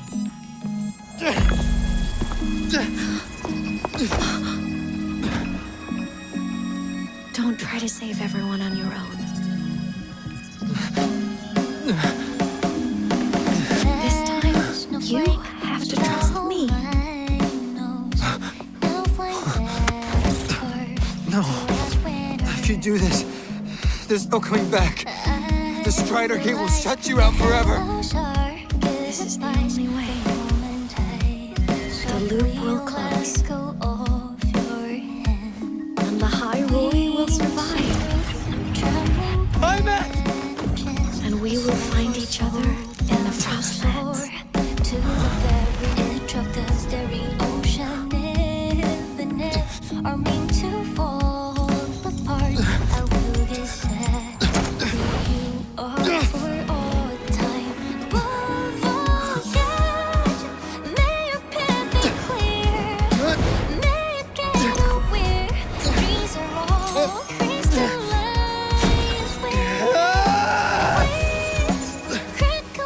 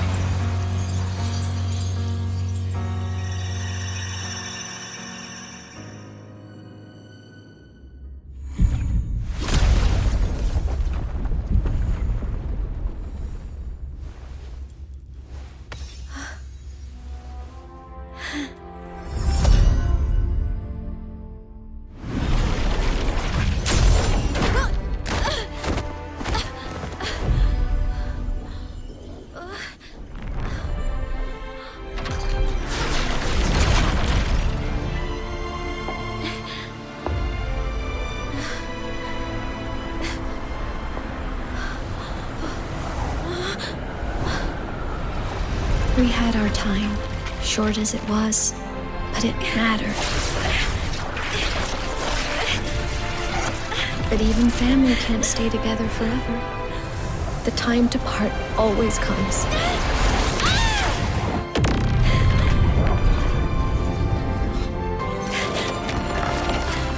I've long come to terms with this responsibility.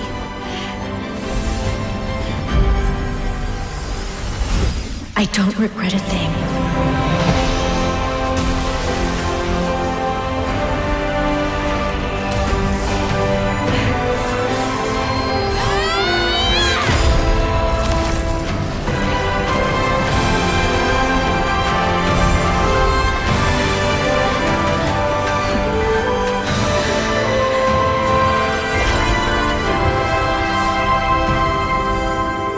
But still.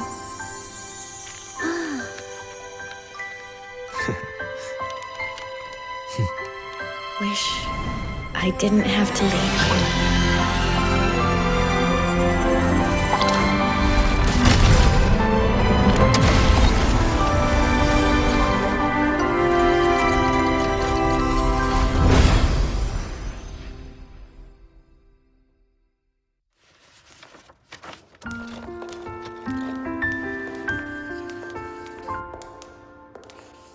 So, what kind of person do you want me to be when I grow up? A teacher? A scientist? A singer? Which should I choose? Maybe a model? Oh, a pastry chef? Oh, what about an animal caretaker?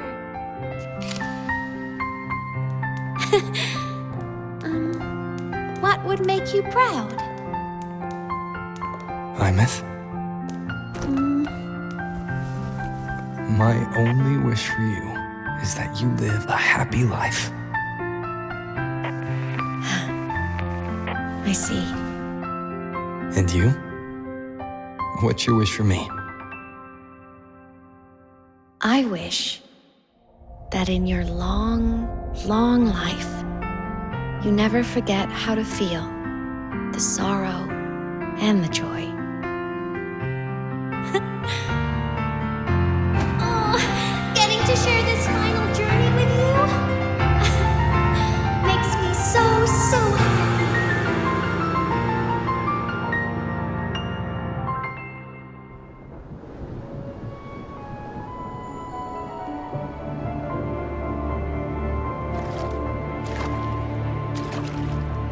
Aemeath said someone lifted her from the lake when she was a child. That's when she lost her talisman.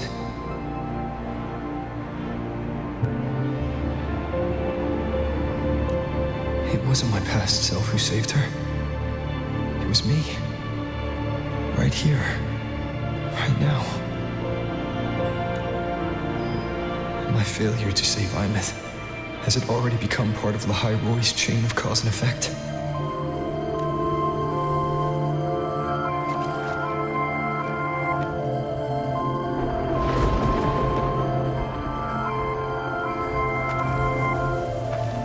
There's still a way. I can't give up here.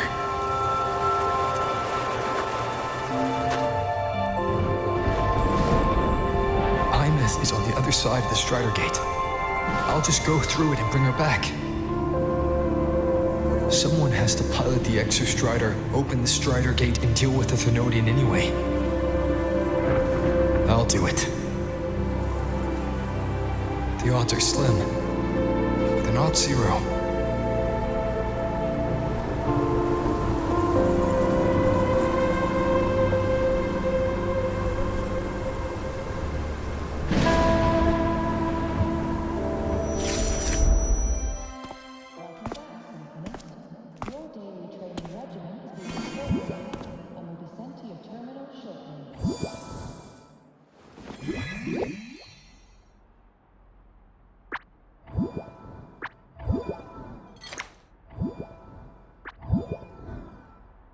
touched the talisman, then ran away.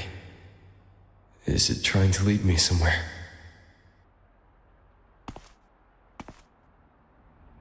That direction. It's the Synchrolink training grounds. What's wrong? The simulation pod won't open? Seems so. It bugged out with an emergency error and just locked down. Maintenance is on the way. But it's showing it's occupied. Class just started. No one could have gotten in yet.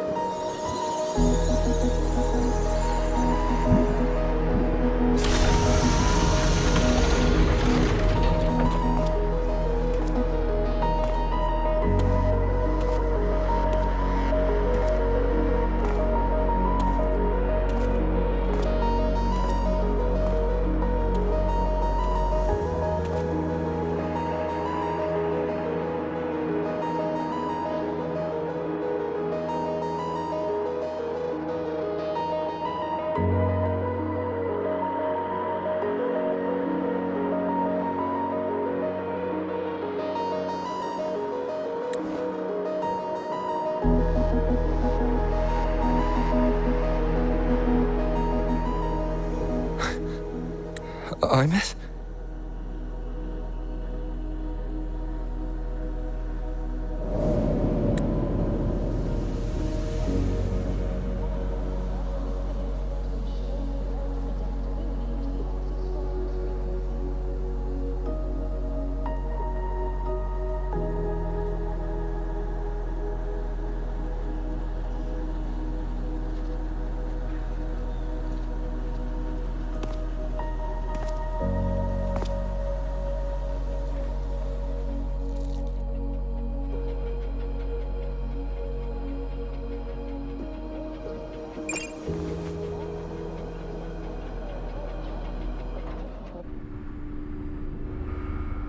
The train for Star Torch Academy and the Frostlands will be departing soon. All passengers, please take your seats and fasten your seatbelts. Void storm hazard level at transit stop low.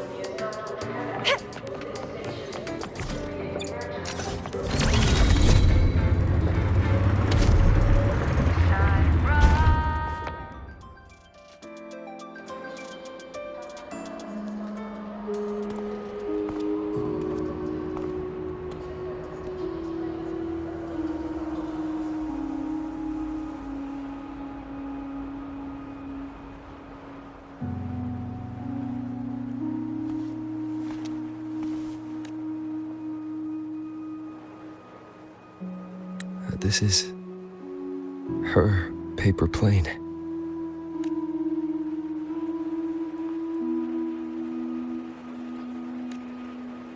You can keep it, if you'd like.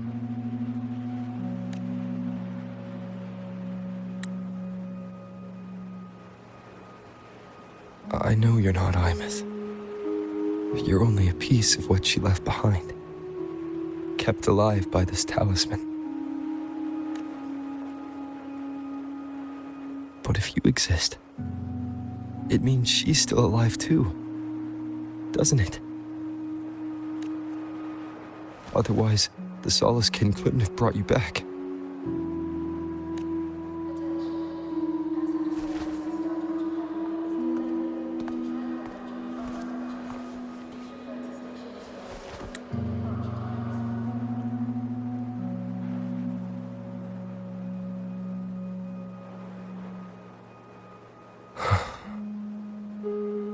So, it wasn't for nothing.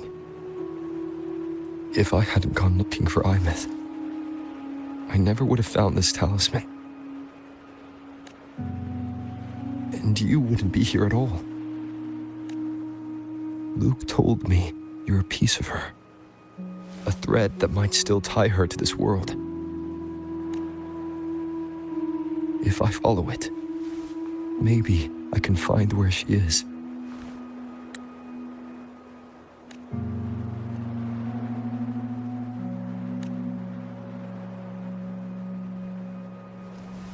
You might have only said that to comfort me. No one has ever seen what's beyond the Strider Gate. It's all just guesswork. How long has it been for her since she was pulled into that chaos?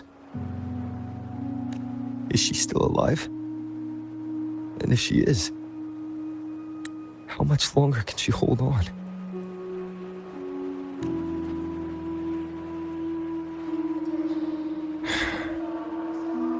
I don't know.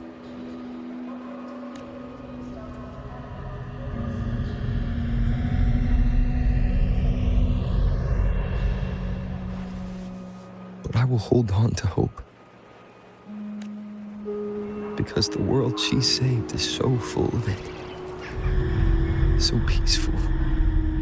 And so beautiful.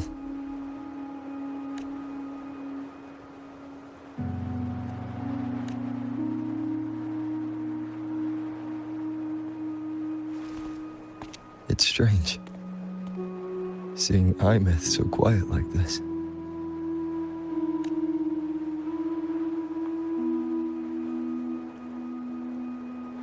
I will cross the Strider Gate and bring you home. Wait for me, Aemeath.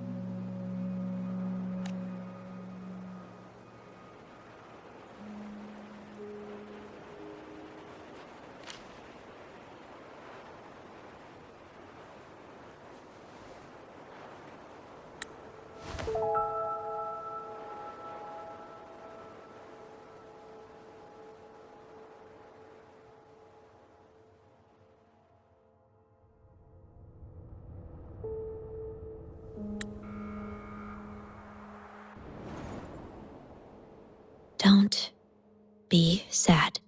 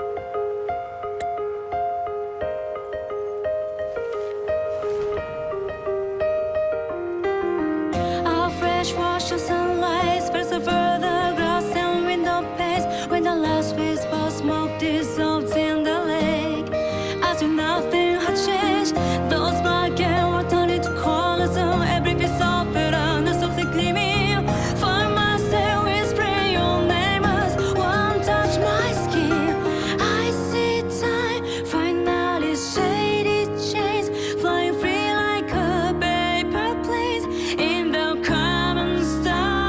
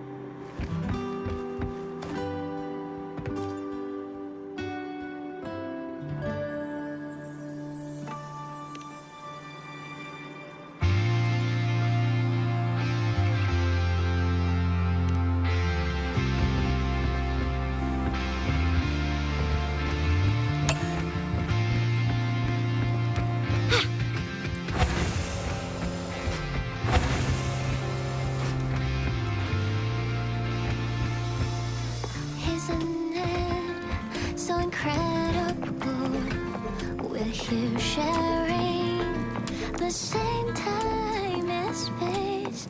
In your eyes, the sparks look like thousands of bright stars.